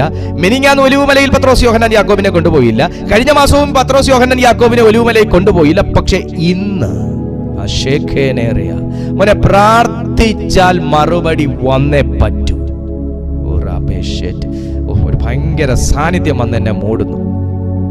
പ്രാർത്ഥിച്ചാൽ മറുപടി വന്നേ പറ്റൂ. യേശുവിനെ നന്നായിട്ടറിയാം. യേശു യേശു യേശു യേശു കർത്താവേ കർത്താവേ കർത്താവേ കർത്താവേ എന്നൊക്കെ വിളിക്കുന്നവരാണ് ഈ 12 എണ്ണം എങ്കിലും 12ഉം 12 സംസ്കാരമാണ്, 12ഉം 12 സ്വഭാവമാണ്, 12 12 ഇഷ്ടാനിഷ്ടങ്ങളാണ്, 12ഉം 12 ദിക്കിലാണ്. ഇതെല്ലാം യേശുവിനറിയാം. ഏറിയ പ്രാവശ്യവും യേശുവിന് ഇവർക്ക് തെറ്റ് തിരുത്തി കൊടുക്കേണ്ടി വന്നിട്ടുണ്ട്. അതിൽ ഏറ്റവും കൂടുതൽ യേശു തെറ്റ് തിരുത്തിയ വ്യക്തി പത്രോസായിരിക്കും. പക്ഷേ ഇവിടെ ബൈബിൾ പറയുന്നു, oh glory to Jesus, Bible പറയുന്നു അതിലൊന്നും യേശുവിന് ഒരു മടിയില്ല, വിഷമയില്ല. പക്ഷേ എന്റെ ചിന്ത ഇതാണ്, യേശുവിന്റെ പ്രാർത്ഥനയ്ക്കകത്ത് ശിഷ്യന്മാരുടെ ട്രാൻസ്ഫോർമേഷൻ വന്നിരുന്നു. Oh Jesus. മക്കളെ, നമുക്ക് വേണ്ടി പ്രാർത്ഥിക്കുന്ന ഒരു ദൈവാത്മാവുണ്ട്, അറിയണം. ഹല്ലേലൂയ. നമുക്ക് റോമർക്ക് എഴുതിയ ലേഖനത്തിൽ അങ്ങനല്ലേ പറയുന്നേ, വേണ്ടും വണ്ണം പ്രാർത്ഥിക്കേണ്ടത് എങ്ങനെയെന്ന് നമുക്ക് അറിഞ്ഞുകൂടാ. അവാച്യമായ നെടുവീർപ്പുകളാൽ ആത്മാവുതാനും നമുക്ക് വേണ്ടി ദൈവസന്നിധിയിൽ പക്ഷപാതം ചെയ്യുന്നു. നിങ്ങൾ വിശ്വസിച്ചാലും ഇല്ലെങ്കിലും ശരി, എന്നെ കേൾക്കുന്ന മാന്യ സഹോദരി, നിനക്ക് വേണ്ടി കരഞ്ഞു പ്രാർത്ഥിക്കാൻ ആരും കാണത്തില്ല. എന്നെ കേൾക്കുന്ന കൂടപ്പിറപ്പേ, നിനക്ക് വേണ്ടി പ്രാർത്ഥിക്കാൻ നിന്റെ വീട്ടിലാരും കാണത്തില്ല, നീ മാത്രമേ കാണത്തുള്ളൂ നിനക്ക് വേണ്ടി പ്രാർത്ഥിക്കാൻ. പക്ഷേ ഞാൻ അതൊന്ന് തിരുത്തിയിട്ട് താഴോട്ട് എഴുതി ചേർക്കുകയാണ്, നിനക്ക് വേണ്ടി പ്രാർത്ഥിക്കുന്ന ഒരാത്മാവും കൂടെ ഉണ്ട്, അത് പരിശുദ്ധാത്മാവാണ്. ഞാനല്ല പറയുന്നത്, ബൈബിളാ പറയുന്നത്. ഇവിടെ ശിഷ്യന്മാർക്ക് വേണ്ടി പ്രാർത്ഥിച്ച യേശു ഉണ്ടായിരുന്നു. ശിഷ്യന്മാർക്ക് വേണ്ടി പ്രാർത്ഥിച്ച യേശുവിന്റെ പ്രയറിന്റെ സബ്ജക്റ്റ് അല്ല ശിഷ്യന്മാരെന്നുണ്ടെങ്കിൽ ഒരിക്കലും ഇന്നത്തെ പതിവിൽ ഈ 3 പേര് കൂടെ കാണത്തില്ല. അപ്പൊ യേശുവിന്റെ പ്രയറിനകത്തുള്ള ഒരു സബ്ജക്ട്, പല സബ്ജക്റ്റുകളിൽ ഒന്നായിരുന്നു ശിഷ്യന്മാരുടെ ട്രാൻസ്ഫോർമേഷൻ, രൂപാന്തരം. കാരണം നാളെ എന്നാ ഉണ്ട് കാപ്പിക്ക്, ഉച്ചയ്ക്ക് എന്നാ കഴിക്കാൻ, നമ്മൾ ഇനിയിപ്പോ എങ്ങനെ ടാക്സ് കൊടുക്കും, ഇങ്ങനെയൊക്കെ ചോദിച്ചുകൊണ്ടിരുന്ന പത്രോസ് ആണ് പറയുന്നത്, ടാക്സും വേണ്ട, വീടും വേണ്ട, നിലവും വേണ്ട, വള്ളവും വേണ്ട, വലയും വേണ്ട, ഒന്നും വേണ്ട, നമുക്ക് ഇവിടെ മതി. ഇതൊരു ട്രാൻസ്ഫോർമേഷൻ അല്ലേ? ഇതൊരു രൂപാന്തരമല്ലേ? ഇതൊരു രൂപാന്തരമല്ലേ പത്രോസിന്റെ? യോഹന്നാനെ യാക്കോബിനെ വിട്, പത്രോസിന്റെ രൂപാന്തരമല്ലേ? താഴെയും പോണ്ട, അടിവാരത്തും പോണ്ട, വള്ളവും വേണ്ട, വലയും വേണ്ട, ഒന്നും വേണ്ട. ഈ പ്രാർത്ഥനയും ഈ അന്തരീക്ഷവും ഒന്ന് കളയാതെ കർത്താവ് ഒന്ന് കണ്ടിന്യൂ ചെയ്താൽ മാത്രം മതി. കുടിലും കാര്യങ്ങളൊക്കെ ഞാൻ ഉണ്ടാക്കിക്കോളാം, അതിനെക്കുറിച്ച് ഓർത്ത് ബോധറിയണ്ട. ഇതൊരു രൂപാന്തരമല്ലേ? എങ്ങനെ സാധിച്ചു? എടുത്തിട്ട് അടിച്ചോ പത്രോസിനെ? അതോ ഭീഷണിപ്പെടുത്തിയോ? ഒന്നുമില്ല. യേശു പ്രാർത്ഥിച്ചു, അവരെ കൊണ്ട് കേറിപ്പോയി. യേശു വീണ്ടും പ്രാർത്ഥിച്ചു, പ്രാർത്ഥനയിൽ ഒരു സാന്നിധ്യം വെളിപ്പെട്ടു. പുള്ളിക്കാരൻ ആവേറിക്കിടന്ന ആ സാന്നിധ്യത്തിനകത്ത് അങ്ങ് പിടിച്ചു. യേശുവിനോട് അടുത്ത വാക്ക് പറയുന്നു, താഴോക്കുള്ളൊരു ചിന്ത പോലും എനിക്ക് വരുന്നില്ല കർത്താവേ, ഈ സാന്നിധ്യത്തിൽ നമുക്ക് കണ്ടിന്യൂ ചെയ്യാം. അപ്പൊ യേശുവിന്റെ പ്രയറിനകത്തെ സബ്ജക്റ്റ് ശിഷ്യന്മാരുടെ ട്രാൻസ്ഫോർമേഷൻ ആയിരുന്നില്ലേ? അല്ല, അങ്ങനെയും കൂടെ ഒരു സബ്ജക്റ്റ് ഇല്ലേ യേശുവിന്റെ പ്രാർത്ഥനയിൽ? മോനെ, അതാ ഞാൻ പറഞ്ഞേ, എന്നും നീ പ്രാർത്ഥിക്കാൻ മലയും ചുമന്നുകൊണ്ടും മല കയറിയും നീ ഒറ്റയ്ക്കല്ല. നീ ആർക്കൊക്കെ വേണ്ടി ദൈവസന്നിധിയിൽ ഇന്നത്തെ ദിവസം നീ പ്രാർത്ഥിക്കുന്നു, നീ ആർക്കൊക്കെ വേണ്ടി വർഷങ്ങൾ കൊണ്ട് കർത്തൃസന്നിധിയിൽ നീ ചീട്ടിട്ട് പ്രാർത്ഥിക്കുന്നു, നീ ആരെയൊക്കെ എയിം ചെയ്ത് പ്രാർത്ഥിക്കുന്നു, നിങ്ങൾ എന്തൊക്കെ വിഷയം ദൈവസന്നിധിയിൽ നിങ്ങൾ പ്രാർത്ഥിക്കുന്നു, നിങ്ങൾ ഏതൊക്കെ വിഷയം കർത്തൃസന്നിധിയിൽ കൊടുത്തിരിക്കുന്നു, ആ വിഷയത്തിലേക്ക്, ആ വിഷയത്തിന്റെ മറുപടിയുമായി ഹല്ലേലൂയ നീ ജയഭേരി മുഴക്കി നീ മലയിൽ നിന്നിറങ്ങി താഴോട്ട് വരും. ഇന്നലെ വരെ പതിവ് പോലെ ഒലിവുമലയിൽ യേശു മാത്രമാണ് കയറിപ്പോയതെങ്കിൽ ഇന്ന് യേശു പോകുന്നത് പ്രാർത്ഥനയുടെ 3 മറുപടികളെയും കൂടെ 2 കൈയിൽ പിടിച്ചോണ്ടാ. ഓ ജീസസ്, പ്രാർത്ഥനയുടെ 3 മറുപടികളെയും കൂടെ 2 കൈ പിടിച്ചോണ്ട് സാക്ഷ്യം പറയാൻ എന്റെ ദൈവസന്നിധിയിൽ പോകുകയാ. ആമേൻ, ഗ്ലോറി ടു ജീസസ്. നീ എന്നും ഒറ്റയ്ക്കല്ല കുഞ്ഞെ പ്രാർത്ഥിക്കാൻ പോകുന്നേ. നിന്റെ വീട്ടിൽ ആരൊക്കെ ഉണ്ടോ അവൻ നീ കാണുന്ന മഹത്വം കാണും. നിന്റെ വീട്ടിൽ എത്ര പേരുണ്ടോ അവരും നിന്റെ കൂടെ പ്രാർത്ഥനയുടെ മഹത്വം കാണാൻ കയറി വരും. നീ ശുശ്രൂഷ ചെയ്യുന്നത് കാണാൻ നീ ആഗ്രഹിക്കുന്നവൻ നിന്റെ കൂടെ വരും. ഓ റാബാശേഖേനെ, രക്തത്താൽ ജയം വ്യാപരിക്കട്ടെ, രക്തത്താൽ ജയം വ്യാപരിക്കട്ടെ. പത്രോസേ, യോഹന്നാനെ, യാക്കോബേ, വന്നോണം എന്റെ കൂടെ എന്ന് പറഞ്ഞ് ഭീഷണിപ്പെടുത്തിയല്ല, വരിക എന്ന് പറഞ്ഞപ്പോ യേശുവിൽ പ്രാർത്ഥിക്കുന്നവന്റെ കൂടെ കാന്തം ഇരുമ്പിനെ ആകർഷിക്കുന്നത് പോലെ കൂടെ ചേർന്ന് പോകുന്നത് പോലെ തന്നോടുകൂടെ ഒട്ടിച്ചേർന്ന് മലയിലേക്ക് കയറിയ പത്രോസ് ഇപ്പൊ കാണുന്നത് പ്രാർത്ഥിക്കുന്നവന്റെ വീര്യം എന്നതാന്നുള്ളതാ. ഹല്ലേലൂയ. പ്രാർത്ഥനയുടെ പവർ എന്താന്നുള്ളതാ. ഹോ ജീസസ്. ഇന്ന് രാത്രിയിൽ നിങ്ങൾ ശ്രദ്ധയോടെ കേൾക്ക്. യേശുവിനെ പോലെ പ്രാർത്ഥിക്കുന്നെങ്കിൽ നീ ചിലതിനെ കൂടെ ആത്മമണ്ഡലത്തിൽ നേടും. യേശുവിനെ പോലെ പ്രാർത്ഥിക്കുന്നെങ്കിൽ നമ്മളൊക്കെ കർത്താവിന് വേണ്ടി ചിലരെയൊക്കെ നേടും.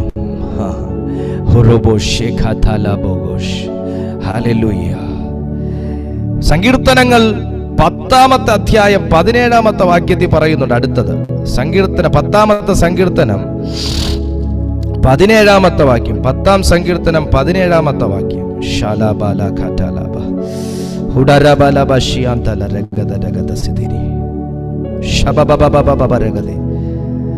ഭൂമിയിൽ നിന്നുള്ള മർത്യൻ ഇനി ഭയപ്പെടുത്താതിരിപ്പാൻ നീ അനാഥനും പീഡിതനും ന്യായപാലനം ചെയ്യേണ്ടതിന്.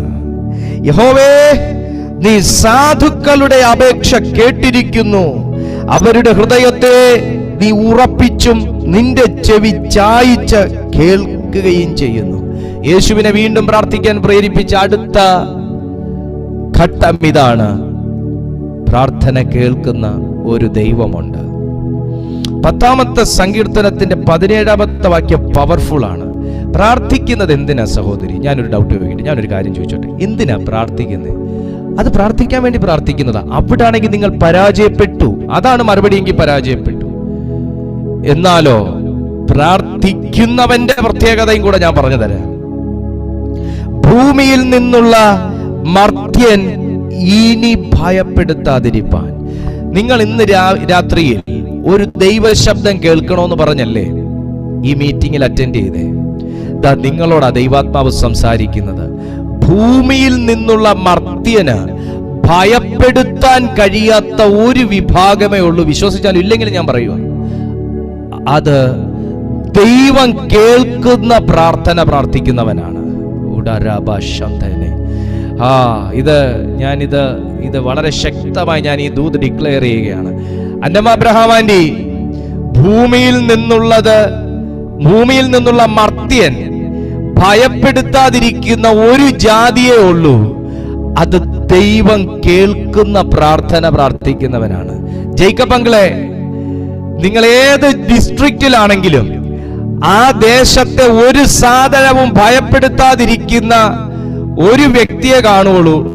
അത് ആ ദേശത്ത് ഭയപ്പെടുത്താതിരിക്കുന്ന വ്യക്തികളിൽ ഒരു വ്യക്തി ജേക്കബ് അങ്കിളാണ്. കാരണം ദൈവം കേൾക്കുന്ന പ്രാർത്ഥന പ്രാർത്ഥിക്കുന്ന ഒരു വ്യക്തി.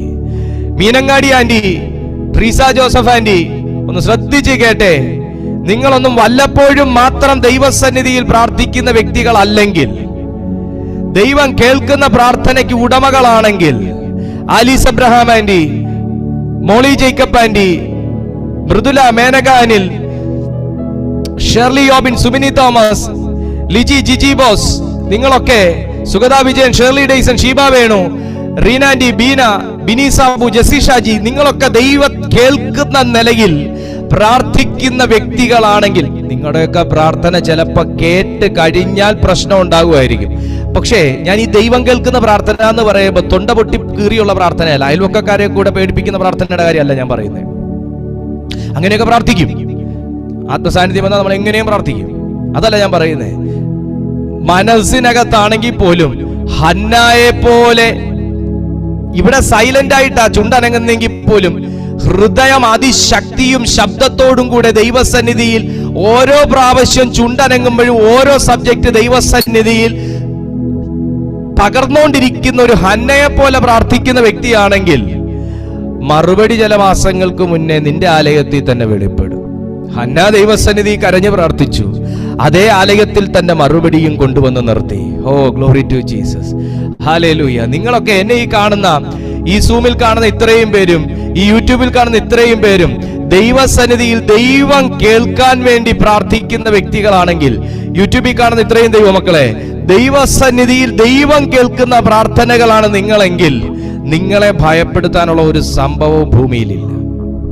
ബൈബിൾ പറയുന്നു, ഭൂമിയിൽ നിന്നുള്ള മർത്യൻ ഇനി, വാക്ക് കേട്ടോ, ഇനി. O Lord, you hear the desire of the afflicted. You will strengthen their heart. You will incline your ear to do justice to the fatherless and oppressed, so that man who is of the earth may strike terror no more.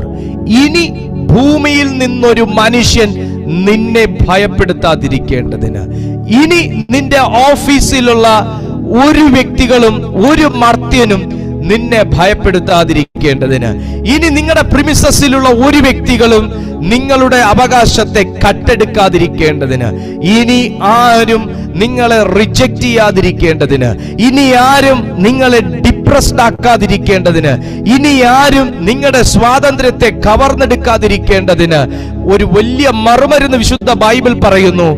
ദൈവം പ്രാർത്ഥന കേൾക്കുന്ന ഒരുവന്റെ prayer ലൈഫിന്റെ നേരെയാണ്, അല്ലെങ്കിൽ ദൈവം കേൾക്കുന്ന പ്രാർത്ഥന പങ്കാളിയെയാണ് ഒരുവൻ തൊടുന്നതെങ്കിൽ, ഭൂമിയിലെ മർത്യൻ തൊടുന്നതെങ്കിൽ അവന്റെ നേരെ വിരൽ ചൂണ്ടുന്ന ഒരു ദൈവമുണ്ട്. ഒരാമേൻ പറഞ്ഞു സ്വീകരിക്കാൻ കഴിയുമോ? ഭൂമിയിൽ നിന്നുള്ള മർത്യൻ ഇനി ഭയപ്പെടുത്താതിരിക്കാൻ. കുഞ്ഞെ, നിന്നോടായി സംസാരിക്കുന്നത്. ഇനി നിനക്കൊരു വിടുതലാണ് വേണ്ടതെങ്കിൽ, ഇനി നിനക്കൊരു ആശ്വാസമാണ് വേണ്ടതെങ്കിൽ, ഇനി നിനക്കൊരു മറുപടിയാണ് വേണ്ടതെങ്കിൽ, ഇനി നിനക്കൊരു ബ്രേക്ക് ത്രൂ ആണ് വേണ്ടതെങ്കിൽ, ഇനി നിനക്കൊരു അനോയിന്റിംഗ് ആണ് വേണ്ടതെങ്കിൽ, ഇനി നിനക്കൊരു റെമഡിയാണ് വേണ്ടതെങ്കിൽ, ഇനി നിനക്കൊരു മറുപടിയാണ് വേണ്ടതെങ്കിൽ, ഇനി നിനക്കൊരു സ്ട്രെങ്തൻ ആണ് വേണ്ടതെങ്കിൽ, ഇനി നിനക്കൊരു ഓപ്പണിംഗ് ആണ് വേണ്ടതെങ്കിൽ, ശ്രദ്ധിച്ച് കേൾക്ക്, ശ്രദ്ധിച്ച് കേൾക്ക്. 10-ാം സങ്കീർത്തനം 17-ാമത്തെ വാക്യം പറയുന്നു, ഇനി ഭൂമിയിലെ മർത്യൻ, ഇനി ഭൂമിയിലെ ശക്തി, ഇനി ഈ ഭൂമിയിലെ ദൈവം നിന്നെ ഭയപ്പെടുത്താതിരിക്കാൻ, നിന്നെ തൊടാതിരിക്കാൻ, നിന്റെ തലമുറകളുടെ നേരെ ഓങ്ങാതിരിക്കാൻ, അവൻ നിന്റെ തലമുറകളുടെ നേരെ സംസാരിക്കാതിരിക്കാൻ ദൈവം കേൾക്കുന്ന ഒരു പ്രാർത്ഥനാ ജീവിതത്തിലേക്ക് ഇന്ന് രാത്രിയിൽ നിന്നെ പരിശുദ്ധാത്മാവ് കൈപിടിച്ചുയർത്തുകയാണ്. ചേർന്നൊരു ആമേൻ പറഞ്ഞാൽ ഇപ്പോഴല്ലേ കാര്യം പിടികിട്ടിയത്? യേശുവിന്റെ മിനിസ്ട്രി എങ്ങനെയാ സഹോദരി ഇത്രയും സക്സസ്ഫുൾ ആയത്? യേശുവിന്റെ കാലം എങ്ങനെയാ സഹോദരി ഒരു ദിവസം പോലും വെട്ടിച്ചുരുക്കാൻ ദുഷ്ടന് കഴിയാതിരുന്നത്? യേശുവിന്റെ മിനിസ്ട്രിയിലെ ഒരു മിറാക്കിൾ പോലും എങ്ങനെയാ സഹോദരി ആമേൻ പിശാചിനും പരീശന്മാർക്കും ആമേൻ യഹൂദന്മാർക്കൊക്കെ തടയാൻ കഴിയാത്തത്? ആമേൻ യേശുവിന്റെ ജീവിതത്തിൽ ഒരു പ്രയർ ഡേ പോലും എങ്ങനെയാ സഹോദരി പനി പിടിച്ച് കിടത്താൻ കഴിയാത്തത്? Oh my Jesus! ദൈവം കേൾക്കുന്ന പ്രാർത്ഥനാ വീരനായി ശിഷ്യന്മാരല്ല താഴെ വന്ന് ശുശ്രൂഷ അനുഭവിക്കാൻ നിൽക്കുന്ന വ്യക്തികളല്ല. ആമേൻ സ്തോത്രം. തന്റെ അസിസ്റ്റന്റ് പാസ്റ്റേഴ്സ് അല്ല. ആമേൻ സ്തോത്രം. ആമേൻ അവിടുത്തെ വൃക്ഷങ്ങളല്ല. ദൈവം കേൾക്കത്തക്ക നിലയിൽ, ലോകം കേൾക്കാനല്ല, ദൈവം കേൾക്കത്തക്ക നിലയിൽ. ഇങ്ങനെ പറയാൻ കഴിയോ? എന്റെ പ്രാർത്ഥന ഞാൻ വലിയ പ്രാർത്ഥനക്കാരിയാന്ന് അറിയിക്കാനല്ല, എന്റെ പ്രസംഗം വലിയ പ്രസംഗക്കാരനാന്ന് അറിയിക്കാനല്ല, ആമേൻ എന്റെ ശുശ്രൂഷകൾ മറ്റൊരു വ്യക്തി എന്നെ അംഗീകരിക്കാനല്ല, ആമേൻ എനിക്ക് ദൈവത്തോടുള്ള സ്നേഹം പുള്ളി ഭയങ്കര ദൈവസ്നേഹിയാന്ന് പറയാൻ വേണ്ടിയിട്ടല്ല, എന്നെ ദൈവം അംഗീകരിച്ചാ മതി. പറയാം, ഹേ കുഞ്ഞെ, നീ പ്രാർത്ഥിച്ചിട്ട് എന്തോ എടുക്കാനാ? നീ പ്രാർത്ഥിച്ചിട്ട് എന്തോ ഉണ്ടായി? നീ പ്രാർത്ഥിച്ചെന്തോ ഉണ്ടാക്കി എന്നൊക്കെ ആരെങ്കിലും ഒക്കെ ചോദിക്കുന്നെങ്കിൽ ദൈവത്തോട് പറയേ, കർത്താവേ ചോദിച്ചോട്ടെ, ഇനിയും ചോദിച്ചോട്ടെ. പക്ഷെ ഞാൻ പ്രാർത്ഥിക്കുന്നത് ഞാൻ പ്രാർത്ഥിച്ചുണ്ടാക്കി എന്ന് കേൾക്കാനല്ല, ഞാൻ പ്രാർത്ഥിച്ച് നേടിയെന്ന് കേൾക്കാനല്ല. ഞാൻ പ്രാർത്ഥിക്കുന്നത് എന്നെ കേൾക്കാൻ ഒരുവൻ ഉള്ളത് കൊണ്ടാണെന്ന് ഇത് രാത്രി പറയാൻ കഴിയുന്നവൻ യേശുവിന്റെ പ്രാർത്ഥനാ നിലവാരത്തിലേക്കാണ് കയറുന്നത്.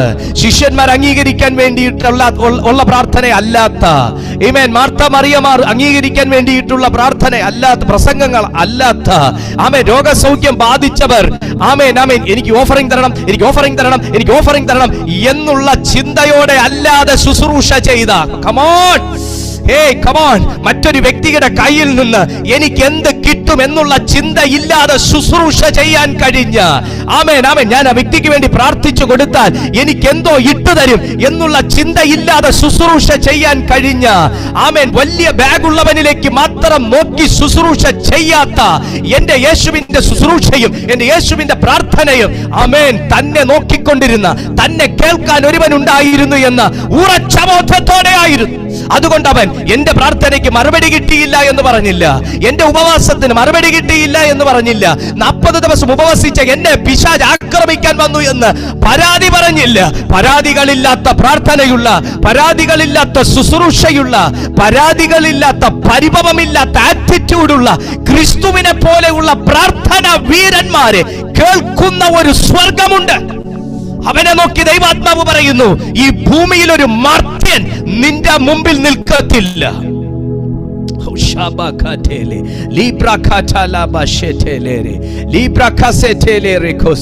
യേശുവിന്റെ നാമത്തിൽ എത്ര പ്രസംഗം കേട്ടാലും മാനസാന്തരപ്പെടാത്ത ആരെങ്കിലും ഉണ്ടെങ്കിൽ ഇന്ന് രാത്രി കേൾക്ക്, ദൈവം നിന്നെ കാണുന്നു.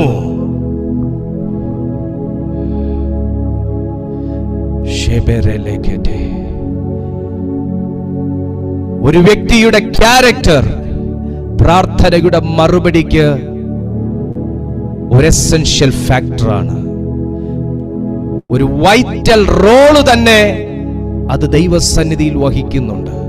പ്രാർത്ഥിക്കുന്നവന് ക്യാരക്ടർ വേണം, പ്രാർത്ഥിക്കുന്നവന് ക്യാരക്ടർ വേണം, നല്ലൊരു മനസ്സ് വേണം, നല്ലൊരു മനോഭാവം വേണം, നല്ലൊരു ദർശനം വേണം. ആരെ ആക്ഷേപിക്കാനും, ആരെ കളിയാക്കാനും, ആരെ പുച്ഛിക്കാനും ഒന്നും പ്രാർത്ഥിച്ചെഴുന്നിട്ടിട്ട് യേശു പോയിരുന്നില്ല. ആരെയും ഒന്നും ചെയ്യാനും യേശു പോയില്ല. Hallelujah, praise the Lord.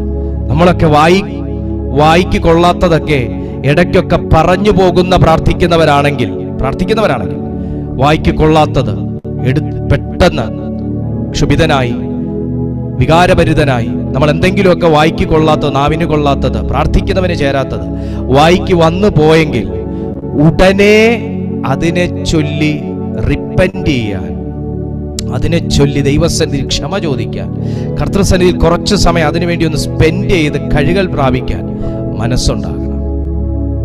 കാരണം യേശു പ്രാർത്ഥിച്ച് എഴുന്നേറ്റിട്ട് എന്ത് വിഡ്ഢിത്തവും പൊട്ടത്തരവും വിളിച്ചു പറഞ്ഞില്ല. എന്നിട്ട് വീണ്ടും തുള്ളലും ചാട്ടവും കളിയുമായിട്ടൊക്കെ നടന്നാൽ വെറും കളിപ്പിക്കലാണ്. ഹല്ലേലൂയ. യേശുവിന്റെ പ്രയർ കഴിഞ്ഞ ഉടൻ യേശുവിനും ഉറപ്പുണ്ടായിരുന്നു, യേശുവിന്റെ മുമ്പിൽ നിന്ന വ്യക്തിക്ക് ഉറപ്പുണ്ടായിരുന്നു, ഞാൻ ചോദിക്കുന്നത് പ്രാർത്ഥിക്കുന്നവൻ എൻ്റെ മുമ്പിൽ തരും, ഞാൻ ചോദിക്കുന്നത് പ്രാർത്ഥിക്കുന്നവൻ എൻ്റെ മുമ്പിൽ തരും. അതാ ഇവിടെ തിരുവെഴുത്ത് പറയുന്നത്, യേശുവിന്റെ മിനിസ്ട്രി ഇത്ര സക്സസ് ആകാനുള്ള കാരണം ഇതായിരുന്നു. ഭൂമിയിൽ നിന്നുള്ള മർത്യൻ ഇനി ഭയപ്പെടുത്താതിരിക്കാൻ. നിങ്ങൾ ഏതെങ്കിലും ഭയത്തിനകത്ത് പെട്ടേക്കുന്ന ഒരു വ്യക്തിയാണോ? നിങ്ങൾ ഏതെങ്കിലും ഒരു ഭയം നിങ്ങളെ സ്വാധീനിക്കുന്നുണ്ടോ? ഏതെങ്കിലും ചില വ്യക്തികൾ നിങ്ങളെ സ്വാധീനിക്കുന്നുണ്ടോ? ഏതെങ്കിലും ബന്ധങ്ങൾ നിങ്ങളെ സ്വാധീനിക്കുന്നുണ്ടോ? ആ വ്യക്തിയിലുള്ള ഭയം, ആ വാക്കിലുള്ള ഭയം, ഇതൊക്കെ മനസ്സിനെ വിചാരപ്പെടുത്തുന്നതും മനം കലക്കുന്നതുമാണ്. യേശു മാർത്തയോട് പറഞ്ഞതുപോലെ മനസ്സിനെ വിചാരപ്പെടുത്തുന്നതും മനം കലക്കുന്നതുമാണ്. മനസ്സിനകത്ത് വിചാരപ്പെടലുകളും കലങ്ങിയ മനസ്സും വെച്ചുകൊണ്ട് നമുക്ക് ആർക്കും യേശുവിനെ പോലെ പ്രാർത്ഥിക്കാൻ കഴിയത്തില്ല. ഞാനൊരു കാര്യം പറയട്ടെ, യേശു പ്രാർത്ഥിക്കാൻ മലയിൽ കയറിയിരിക്കുമ്പോഴും മലയ്ക്ക് കീഴെ യേശുവിനെ എങ്ങനെ കൊടുക്കാമെന്നുള്ള ആൾക്കാരാ താഴെ നിന്നത്. ചുരുക്കി പറഞ്ഞാൽ നമ്മളൊക്കെ പ്രാർത്ഥനയുടെ ഒരു വലിയ അറ്റ്മോസ്ഫിയറിലേക്ക് നമ്മൾ പ്രവേശിക്കുമ്പോൾ കീഴെ വലിയ പ്രശ്നങ്ങളായിരിക്കും. പക്ഷേ കീഴെയുള്ള വലിയ പ്രശ്നങ്ങളാണ് നമ്മെ പ്രാർത്ഥനയിൽ അത്രയും ഉന്നതന്മാരാക്കിയത്. അല്ലെന്നാരെങ്കിലും പറയും, കീഴെയുള്ള ഇത്രയും വലിയ പ്രശ്നങ്ങളാണ് നമ്മൾ പ്രാർത്ഥനയിൽ അത്രയും ഉന്നതി ഉള്ളവരാക്കി തീർത്തത്. അല്ലെങ്കിൽ നമ്മളൊക്കെ പ്രാർത്ഥിക്കുമായിരുന്നു. നമ്മൾ അനുഭവിക്കുന്ന ഈ സ്ട്രഗിൾസ് തന്നെയാണ്. ഒരു ദൈവവചനം കേട്ടാൽ, ഞാനൊരു കാര്യം പറയട്ടെ,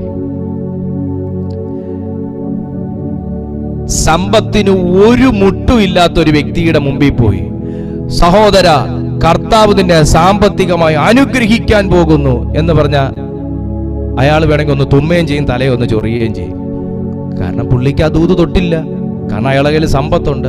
പക്ഷെ സമ്പത്തുണ്ടെങ്കിലും പുള്ളി ഒരു രോഗത്താൽ ഭാരപ്പെടുന്ന വ്യക്തിയാണെങ്കിൽ കർത്താവ് നിന്നെ അടുത്ത മാസം സൗഖ്യമാക്കുന്നതായിട്ട് ഞാൻ കാണുന്നു. അല്ലെങ്കിൽ ഇപ്പൊ നമ്മുടെ പ്രാർത്ഥനയിൽ യേശു നീ വിശ്വസിക്കുകയാണെങ്കിൽ നിന്നെ തൊടും, നിന്നെ സൗഖ്യമാക്കുമെന്ന് പറഞ്ഞാൽ പുള്ളി അടുത്ത സെക്കൻഡിൽ പുള്ളിയെ കാണുന്ന താഴെയായിരിക്കും. പുള്ളി ചാടി വീണ് ആ ദൂത് പിടിക്കും. കാര്യം എന്നാ? അയാൾക്ക് സൗഖ്യം ആവശ്യമുണ്ട്. സമ്പത്ത് ആവശ്യമില്ല, പക്ഷെ സമ്പത്ത് മുടക്കിയിട്ടും തനിക്ക് കിട്ടാത്ത സൗഖ്യം കൊടുക്കുന്ന ദൈവം കൊടുക്കുന്ന ഇപ്പൊ ഈ പ്രവാചകൻ പറഞ്ഞേക്കുന്നത്. അതുകൊണ്ട് പുള്ളി ആ ദൂതിനെ പിടിക്കും. അതാ പറയുന്നേ, നമുക്ക് ആവശ്യബോധമുണ്ടെങ്കിൽ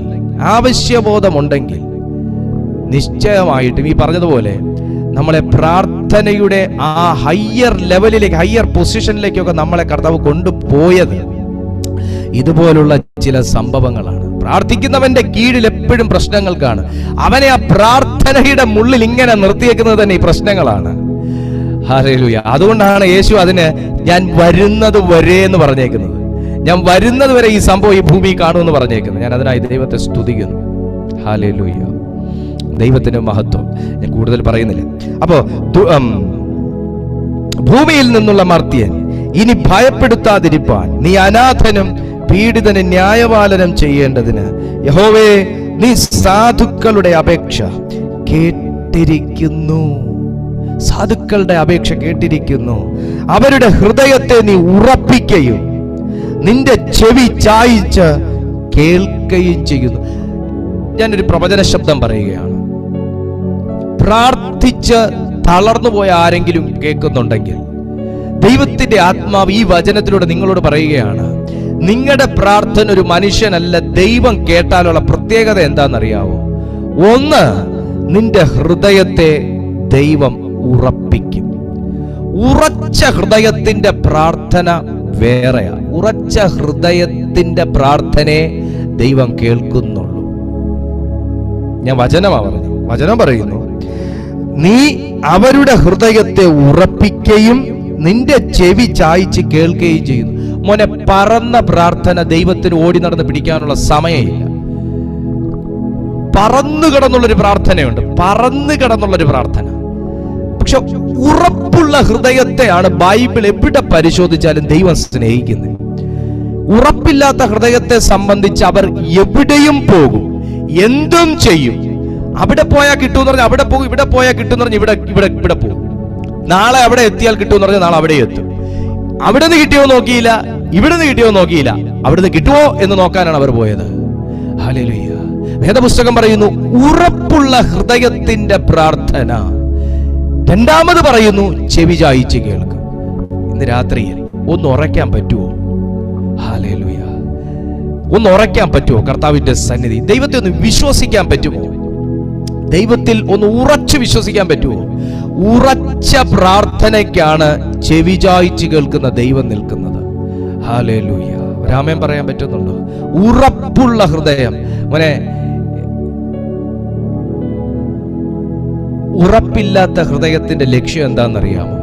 ഉറപ്പില്ലാത്ത ഹൃദയത്തിന്റെ ലക്ഷ്യം നീയും ദൈവവും തമ്മിലുള്ള ബന്ധമേ ഇല്ലാതാക്കുക എന്നുള്ളത്. ഉറച്ച ഹൃദയത്തെ ദൈവം കേൾക്കൂ എന്ന് പറയുന്നു. അപ്പൊ ഉറപ്പില്ലാത്ത ഹൃദയത്തെയോ ദൈവം അറിയുന്നില്ല. ഉറച്ച ഹൃദയത്തിന്റെ ശബ്ദങ്ങളെ, ഏങ്ങലുകളെ ദൈവം കേൾക്കുന്നു എന്ന് പറയുന്നു. അപ്പൊ ഉറപ്പില്ലാത്ത ഹൃദയമോ ദൈവം കേൾക്കുന്നില്ല. അപ്പൊ ഉറച്ച ഹൃദയമുള്ളവന്റെ പ്രാർത്ഥനയിൽ ദൈവം കേൾക്കുകയും അവനെ ദൈവം അറിയുകയും ചെയ്യുന്നു. അതായത്, നീ ഇന്ന് ചില മനുഷ്യരാൽ ഭയപ്പെടുത്തപ്പെടുന്നു എന്നും, എന്നെ കേൾക്കുന്ന മാന്യ സുഹൃത്ത് ചില ശബ്ദങ്ങളിൽ ഭയപ്പെടുന്നു എന്നും, എന്നെ കേൾക്കുന്ന മാന്യ സുഹൃത്ത് ചില വ്യക്തികളെ ഭയക്കുന്നു എന്നും, നിങ്ങൾ ചില ജഡ്ജ്മെന്റിനെ നിങ്ങൾ ഭയക്കുന്നു എന്നും, നിങ്ങൾ ഒരു ന്യായവിധിയെ പേടിക്കുന്നു എന്നും, ചിലരുടെ ക്യാരക്ടറിനെ നിങ്ങൾ ഭയപ്പെടുന്നു എന്നും, ചിലരുടെ ഫോൺ കോൾ നിങ്ങൾ ഭയപ്പെടുന്നു എന്നും, ചിലരുടെ മറുപടി നിങ്ങൾ ഭയപ്പെടുന്നു എന്നും, ചിലരുടെ പ്രതികരണം നിങ്ങൾ ഭയപ്പെടുന്നു എന്നും, ചിലരുടെ ഭാവിയെക്കുറിച്ചോർത്ത് നിങ്ങൾ ഭയപ്പെടുന്നു എന്നും ദൈവം അറിയുന്നത് നീ ഒരു ഉറച്ച ഹൃദയത്തോടെ ദൈവസന്നിധിയിൽ കരയുന്നവളായതുകൊണ്ടാണ്. ഉറപ്പുള്ള ഹൃദയത്തെ ആരും കാണുന്നില്ലെങ്കിലും, ഉറപ്പുള്ള ഹൃദയത്തെ ആരും മൈൻഡ് ചെയ്യുന്നില്ലെങ്കിലും അതിനെ കൺസിഡർ ചെയ്യുന്നൊരു ദൈവമുണ്ട്. അതുകൊണ്ടാണ് അവൻ ഉറച്ചൊരിടത്തിരുന്ന് പ്രാർത്ഥിച്ചത്. വണ്ടി ഓടിക്കുമ്പോ പ്രാർത്ഥിക്കാമായിരുന്നു, നടക്കുമ്പം പ്രാർത്ഥിക്കാമായിരുന്നു, കിടക്കുമ്പം പ്രാർത്ഥിക്കാമായിരുന്നു. പക്ഷെ യേശുവിനെ കുറിച്ച് ലൂക്കോസ് സൂക്ഷ്മമായി പരിശോധിച്ചിട്ട് 11-ാമത്തെ അധ്യായം 1-ാം വാക്യത്തിൽ എഴുതി വച്ചിരിക്കുന്നു, അവൻ ഒരിടത്തിരുന്ന് പ്രാർത്ഥിച്ചുകൊണ്ടേയിരുന്നു. ഒരിടത്ത് ഇരുന്ന് പ്രാർത്ഥിച്ചുകൊണ്ടേയിരുന്നു. എന്റെ പൊന്നു കുഞ്ഞെ, ഇനിയെങ്കിലും നീ ഒന്ന് ഉറയ്ക്ക്. ഈ ആവശ്യത്തിന് മാത്രം ദൈവ സന്നിധിയിൽ ഓടി നടക്കാതെ ഒരിടത്തൊന്ന് ഉറയ്ക്ക്. നിന്റെ പ്രാർത്ഥനയ്ക്ക് ഒരു സ്ഥിരത ഉണ്ടാകട്ടെ, നിന്റെ കൂട്ടായ്മയ്ക്ക് ഒരു സ്ഥിരത ഉണ്ടാകട്ടെ, ദൈവവും നിങ്ങളും തമ്മിലുള്ള വിശ്വാസത്തിനും ബന്ധത്തിനും ഒരു സ്ഥിരത ഉണ്ടാകട്ടെ. യേശുവിന്റെ രക്തം ജയം. ഹല്ലേലൂയ. കണ്ടോ, യേശു ഉറപ്പുള്ള വ്യക്തി ആയതുകൊണ്ട് അവൻ ഒരിടത്തിരുന്ന് പ്രാർത്ഥിച്ചുകൊണ്ടിരുന്നു എന്ന് പറഞ്ഞത്. ഹല്ലേലൂയ. എന്ന് വിശ്വസിക്കുന്നെങ്കിൽ എന്റെ ദൈവം മറുപടിയായി നിങ്ങളുടെ മേൽ ഇറങ്ങി വരും. മറുപടിയായി ഇറങ്ങി വരും. എനിക്കത് വ്യക്തമായിട്ട് അറിയാം. നീ സാധുക്കളുടെ അപേക്ഷ കേട്ടിരിക്കുന്നു. അവരുടെ ഹൃദയത്തെ നീ ഉറപ്പിക്കുകയും നീ ചെവി ചായ്ച്ച് കേൾക്കുകയും ചെയ്യുന്നു. ദൈവം പ്രാർത്ഥന കേൾക്കുന്ന ഒരു വ്യക്തിയെ ഒരു മനുഷ്യനും ഭയപ്പെടുത്തത്തില്ല കേട്ടോ. ഒരു വചനം പറയുന്നു, ഭൂമിയിൽ നിന്നുള്ള മർത്യൻ ഇനി അവനെ ഭയപ്പെടുത്തത്തില്ല. ഭൂമിയിൽ നിന്നുള്ള മർത്യൻ ഇനി അവനെ ഭയപ്പെടുത്തത്തില്ല. യാക്കോബിന്റെ ലേഖനം കൂടെ വായിച്ച് നമുക്ക് ആശീർവാദം പറയാം. യാക്കോബ് എഴുതിയ ലേഖനം 4-ാം അധ്യായം അതിന്റെ 2-ാമത്തെ വാക്യം എടുത്ത്, ഭയങ്കര പവർഫുൾ ആയിട്ടുള്ളൊരു വേർഡാണ്. യാക്കോബ് എഴുതിയ ലേഖനം 4-ാമത്തെ അധ്യായം 2-ാമത്തെ വാക്യം, നിങ്ങളിൽ ശണ്ഠയും കലഹവും എവിടെ നിന്ന്? നിങ്ങളുടെ അവയവങ്ങളിൽ പോരാടുന്ന ഭോഗേച്ഛകളിൽ നിന്നല്ലയോ? നിങ്ങൾ മോഹിച്ചിട്ടും പ്രാപിക്കുന്നില്ല. നിങ്ങൾ കൊല്ലുകയും അസൂയപ്പെടുകയും ചെയ്തിട്ടും ഒന്നും സാധിക്കുന്നില്ല. നിങ്ങൾ കലഹിക്കുകയും ശണ്ഠയിടുകയും ചെയ്തിട്ടും യാചിക്കായിക കൊണ്ട് കിട്ടുന്നില്ല.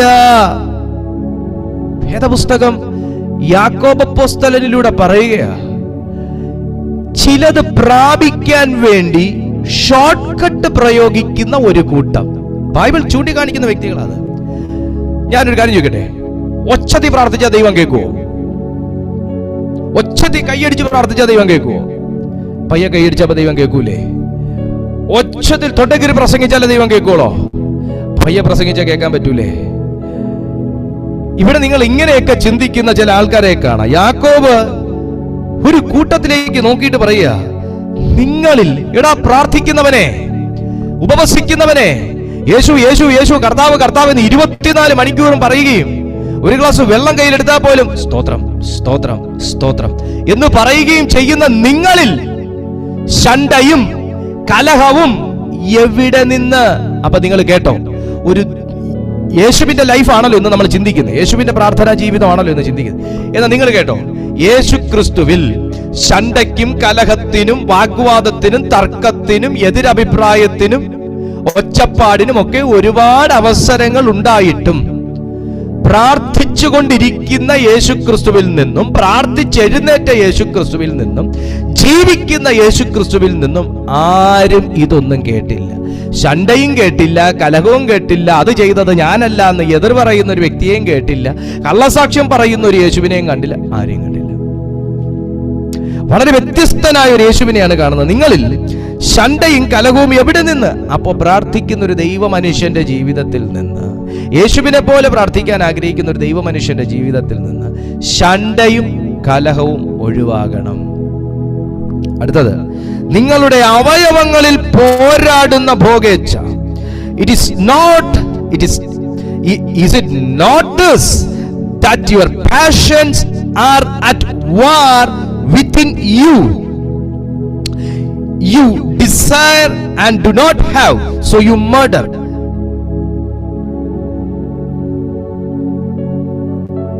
നിങ്ങളുടെ അവയവങ്ങളിൽ പോരാടുന്ന ഭോഗേച്ഛകളിൽ നിന്നല്ലേ? നിങ്ങൾ മോഹിച്ചിട്ടും പ്രാപിക്കുന്നില്ല. You desire and do not have. നിങ്ങൾക്ക് ആഗ്രഹമുണ്ട് പ്രാപിക്കണമെന്ന്, നിങ്ങൾക്ക് ആഗ്രഹമുണ്ട് പ്രാർത്ഥിക്കണമെന്ന്, നിങ്ങൾക്ക് ആഗ്രഹമുണ്ട് ദൈവകൃപ ഏറ്റെടുക്കണമെന്ന്, പക്ഷെ സാധിക്കുന്നില്ല. കാരണം എന്താ? നിങ്ങളുടെ അവയവങ്ങളിൽ പോരാടുന്ന ഒരു ഭോഗേച്ഛ, ആത്മാവിന്റെ ഇഷ്ടത്തെക്കാളും സാറ്റിസ്ഫൈ ചെയ്യുന്ന ശരീരത്തിന്റെ ഭോഗേച്ഛ, ദൈവത്തിന്റെ ആത്മാവിന് കൊടുക്കേണ്ടതിനേക്കാളും കൊടുക്കുന്ന വയറ് എന്ന ഭോഗേച്ഛ, ശരീരം എന്ന ഭോഗേച്ഛ, വസ്ത്രം എന്ന ഭോഗേച്ഛ, പിന്നെ നാളെയെക്കുറിച്ചുള്ള ചിന്ത, ആത്മാവാകുന്ന ദൈവത്തിന് കൊടുക്കേണ്ട സമയം കൂടെ ഷെയർ ചെയ്ത് ശരീരത്തിന് കൊടുക്കുന്ന, അവയവങ്ങൾക്ക് കൊടുക്കുന്ന, മറ്റ് ബ്യൂട്ടിഫിക്കേഷന് വേണ്ടിയും മോഡിഫിക്കേഷന് വേണ്ടിയും കൊടുക്കുന്ന ഭോഗേച്ഛ. യേശു പറയുന്നു, നിങ്ങൾ മോഹിച്ചിട്ടും പ്രാപിക്കുന്നില്ല. അങ്ങനെയുള്ളവർ പ്രാർത്ഥിച്ചാലും വിടുതലേറ്റെടുക്കുന്നില്ല. അവർക്ക് ദൂത് കേൾക്കാനും പ്രവചനം കേൾക്കാനും അല്ലാതെ. ഇനി നിങ്ങൾ കൊല്ലുകയും അസൂയപ്പെടുകയും ചെയ്തിട്ടും ഒന്നും സാധിക്കുന്നില്ല. ഇപ്പൊ എനിക്ക് കിട്ടാത്തത് അവന് വേണ്ട. യോസേഫിനെ അപ്പൻ കൂടുതൽ സ്നേഹിക്കുന്നു, അവന് നിലം വരെയുള്ള ഒരു നിലയെങ്കിൽ ധരിച്ചു കൊടുത്തു എന്നൊക്കെയുള്ള അസൂയയും, പുള്ളിക്കാരൻ അസാധാരണമായ ശുശ്രൂഷയും റെവലേഷനും വെളിപ്പാടുകളും ദർശനങ്ങളും കാണുന്നു എന്നുള്ള അസൂയാണല്ലോ പുള്ളിയെ എടുത്ത് വെള്ളമില്ലാത്ത പൊട്ടക്കിണറ്റിലിട്ടത്. അസൂയയാൽ കൊന്നുകളയുന്നു. പൊട്ടക്കിണറ്റി ഇട്ടിട്ട് കരടി കടിച്ചു കൊന്നു എന്ന് പറയാന്ന്. ഹല്ലേലൂയ. ഒരു മനുഷ്യനെ മൃഗത്തെക്കാളും മ്ലേച്ഛമായ മറ്റെന്തോ ആക്കി കളയുന്ന തിന്മയുടെ വ്യാപാരമാണ് അസൂയ. ഭയങ്കരമല്ലാത്തൊരു സ്പിരിറ്റാണ് അസൂയ കയറിയ മനുഷ്യൻ എന്തൊക്കെ ചെയ്യുന്ന ആ മനുഷ്യനെ തന്നെ അറിയത്തില്ല. അസൂയ ഒരു വ്യക്തിയെ കൊല്ലാൻ തന്നെ മതി, ഒരു വ്യക്തിയെ വകവരുത്താൻ അത് മതി. പക്ഷെ നമ്മൾ അറിയുന്നു അങ്ങനെ ഒരു വികാരം നമ്മുടെ മേൽ കയറി കഴിഞ്ഞാൽ എന്തു ആക്കി കളയും നമ്മൾ. കണ്ടോ, അത് നമ്മുടെ അവയവങ്ങൾ, സമയമില്ല നമുക്ക്, അത് നമ്മുടെ അവയവങ്ങളിൽ പോരാടുന്ന ഭോഗേച്ഛയാണ്. ഞാൻ അടുത്ത ദിവസങ്ങളിൽ, ദൈവം അനുവദിച്ചാൽ അടുത്ത ദിവസങ്ങളിൽ ഞാനൊരു പ്രത്യേക സബ്ജക്റ്റ് ഞാൻ എടുക്കുന്നുണ്ട്. ഞാൻ അതിനെക്കുറിച്ച് ഇപ്പം റിസർച്ച് ചെയ്തുകൊണ്ടിരിക്കുക. ആ സബ്ജക്റ്റ് നമ്മൾ പോലും അറിയുന്നില്ല നമ്മളിൽ വ്യാപരിക്കുന്ന ദുർശക്തികൾ. നമ്മൾ പ്രാർത്ഥിക്കുന്നവരായിരിക്കും, ഉപവസിക്കുന്നവരായിരിക്കാം, ഒക്കെ ആയിരിക്കാം. പക്ഷേ നമ്മളിൽ തന്നെ നിലനിൽക്കുന്ന ചില ദുർശക്തികളെ കുറിച്ച് നമ്മൾ ആരും അറിയുന്നില്ല. നമ്മൾ കാണുന്ന ചില ഡ്രീംസ്, നമ്മൾ ആഗ്രഹിക്കാത്ത ഡ്രീംസ് നമ്മൾ കാണുന്നു, സ്വപ്നങ്ങൾ, രാത്രിയിൽ സ്വപ്നങ്ങൾ കാണുന്നു. അതിന്റെ പിന്നിൽ വ്യാപരിക്കുന്ന ഒരു ക്രൂ ഉണ്ട്. ഹല്ലേലൂയ. നമ്മുടെ തന്നെ ഇമോഷൻസിനകത്ത് വ്യാപരിക്കുന്നത്, നമ്മുടെ ശരീരങ്ങളിൽ വ്യാപരിക്കുന്നത്, നമ്മുടെ ചിന്തകൾക്കകത്ത് വ്യാപരിക്കുന്നത്, ഇതിനെക്കുറിച്ചൊക്കെ അതിൻ്റെയൊക്കെ പിന്നിലത്തെ സ്വാധീനം എന്താണെന്നുള്ളതിനെ കുറിച്ച് ഞാൻ ഒരു ക്ലാസ് എന്തായാലും ഇതിനകത്ത് എടുക്കുന്നുണ്ട്. അപ്പൊ ഇവിടെ ഈ അസൂയ, ഈ നമ്മുടെ ഇതിനകത്തിന്റെ പിന്നിൽ എല്ലാ സംഭവങ്ങളുണ്ട് കേട്ടോ. ഈ അസൂയ, കുശുമ്പ്, കൂട്ടിയടി, നുണ, അതുപോലെ തന്നെ മറ്റ് വികാരങ്ങൾ, ഇതിനകത്തൊക്കെ വ്യാപരിക്കുന്ന സംഭവമുണ്ട്. അവൻ ആ വികാരം കൊണ്ട് ഒന്നും നേടുന്നില്ല എന്നുള്ളത് മാത്രമല്ല, അവൻ ആ വികാരങ്ങൾ കൊണ്ടും അവൻ ആ സ്വഭാവം കൊണ്ടും സ്വയം നശിക്കുകയും അവൻ ഉള്ളതിനെ പോലും നശിപ്പിക്കുകയുമാണ് ചെയ്യുന്നത്. അസൂയപ്പെട്ടത് കൊണ്ട്, ഇപ്പൊ സഹോദരനെ നോക്കി, ഞാൻ അസൂയപ്പെട്ടത് കൊണ്ട് സഹോദരൻ ഇരിക്കുന്നത് എനിക്ക് വരത്തില്ല. നിലവിൽ എനിക്കുള്ളതും കൂടെ നശിച്ചു പോകുകയേ ഉള്ളൂ ഞാൻ അസൂയപ്പെടുന്നത് കൊണ്ട്. ഹല്ലേലൂയ. ഇപ്പൊ സഹോദരനെതിരെ, ഇപ്പൊ താങ്കൾക്കെതിരെ ഞാനൊരു നുണപ്രചരണം പറഞ്ഞു നടത്തി കഴിഞ്ഞാൽ താങ്കളുടെ ഇമേജ് ഒന്നും ഇടിയുന്നില്ല എന്നുമല്ല, എനിക്ക് ഇമേജ് കൂടുന്നില്ല എന്നുള്ളതും മാത്രമല്ല, എനിക്കുള്ള ഇമേജും കൂടെ ദൈവം മറ്റൊരു വഴി കൂടെ താഴ്ത്തിക്കൊണ്ടുപോകും. മോനെ, നല്ലത് വിതച്ചാൽ നീ ദൈവത്തിൽ നിന്ന് നല്ലതേ കൊയ്യൂ. നീ ദോഷം വിതച്ചാൽ നീ ദൈവസന്നിധിയിൽ നിന്ന് ദോഷം കൊയ്താലേ ഈ ഭൂമിയിൽ നിന്ന് പോകാൻ പറ്റും. അതിനു മുന്നേ ഒരു ഏർലി ടിക്കറ്റ് ബുക്ക് ചെയ്യാൻ നമുക്കാർക്കും നിർവാഹമില്ല. നല്ലത് ചെയ്യുക, നല്ലത് സംസാരിക്കുക, നല്ലത് കാണുക, നല്ലത് ചൊല്ലുക, നല്ലത് പഠിപ്പിക്കുക. യേശുവിന്റെ ക്യാരക്ടർ അതായിരുന്നു. യേശു പ്രാർത്ഥിച്ചത് മുഴുവൻ അതിനുള്ള കൃപയ്ക്ക് വേണ്ടിയിട്ടായിരുന്നു. ഹല്ലേലൂയ. നന്മ ചെയ്യുന്ന ഒരു വ്യക്തിക്ക് ഇടിവും ചലവും ഒക്കെ ചിലപ്പോൾ വരുത്താൻ കഴിഞ്ഞേക്കും. പക്ഷേ അവനെയോ അവന്റെ തലമുറകളെയോ പറിച്ചെടുക്കാമെന്ന് ഈ ഭൂമിയിലെ മർത്യൻ വിചാരിക്കണ്ട. നമ്മുടെ ഭാഗത്തൊരു നീതി ഉണ്ടെങ്കിൽ, നമ്മുടെ ഭാഗത്ത് ഒരു ജെനുവിനിറ്റി ഉണ്ടെങ്കിൽ, കർത്താവിന്റെ മുമ്പിൽ നമുക്കൊരു ജെനുവിനിറ്റി ഉണ്ടെങ്കിൽ, പൊന്നു സഹോദരങ്ങൾ, അതാ യെശയ്യാ പ്രവാചകന്റെ പുസ്തകം 55-ാമത്തെ അധ്യായത്തിൽ പറയുന്നേ, ആഭിചാരം ഇസ്രായേലിന് ഏൽക്കത്തില്ല, ആഭിചാരം യാക്കോബിന് ഏൽക്കത്തില്ല, ലക്ഷണവിദ്യ ഇസ്രായേലിന് ഫലിക്കത്തില്ല. അപ്പൊ ആഭിചാരം ഈ ഭൂമിയിലുണ്ടോ? ലക്ഷണവിദ്യ ഉണ്ടോ? പൊടിയിടലുണ്ടോ? മറിമായോ ഉണ്ടോ? ഇതെല്ലാം ഉണ്ട്. അതിനേക്കാൾ വലിയൊരു ദൈവമുണ്ട്.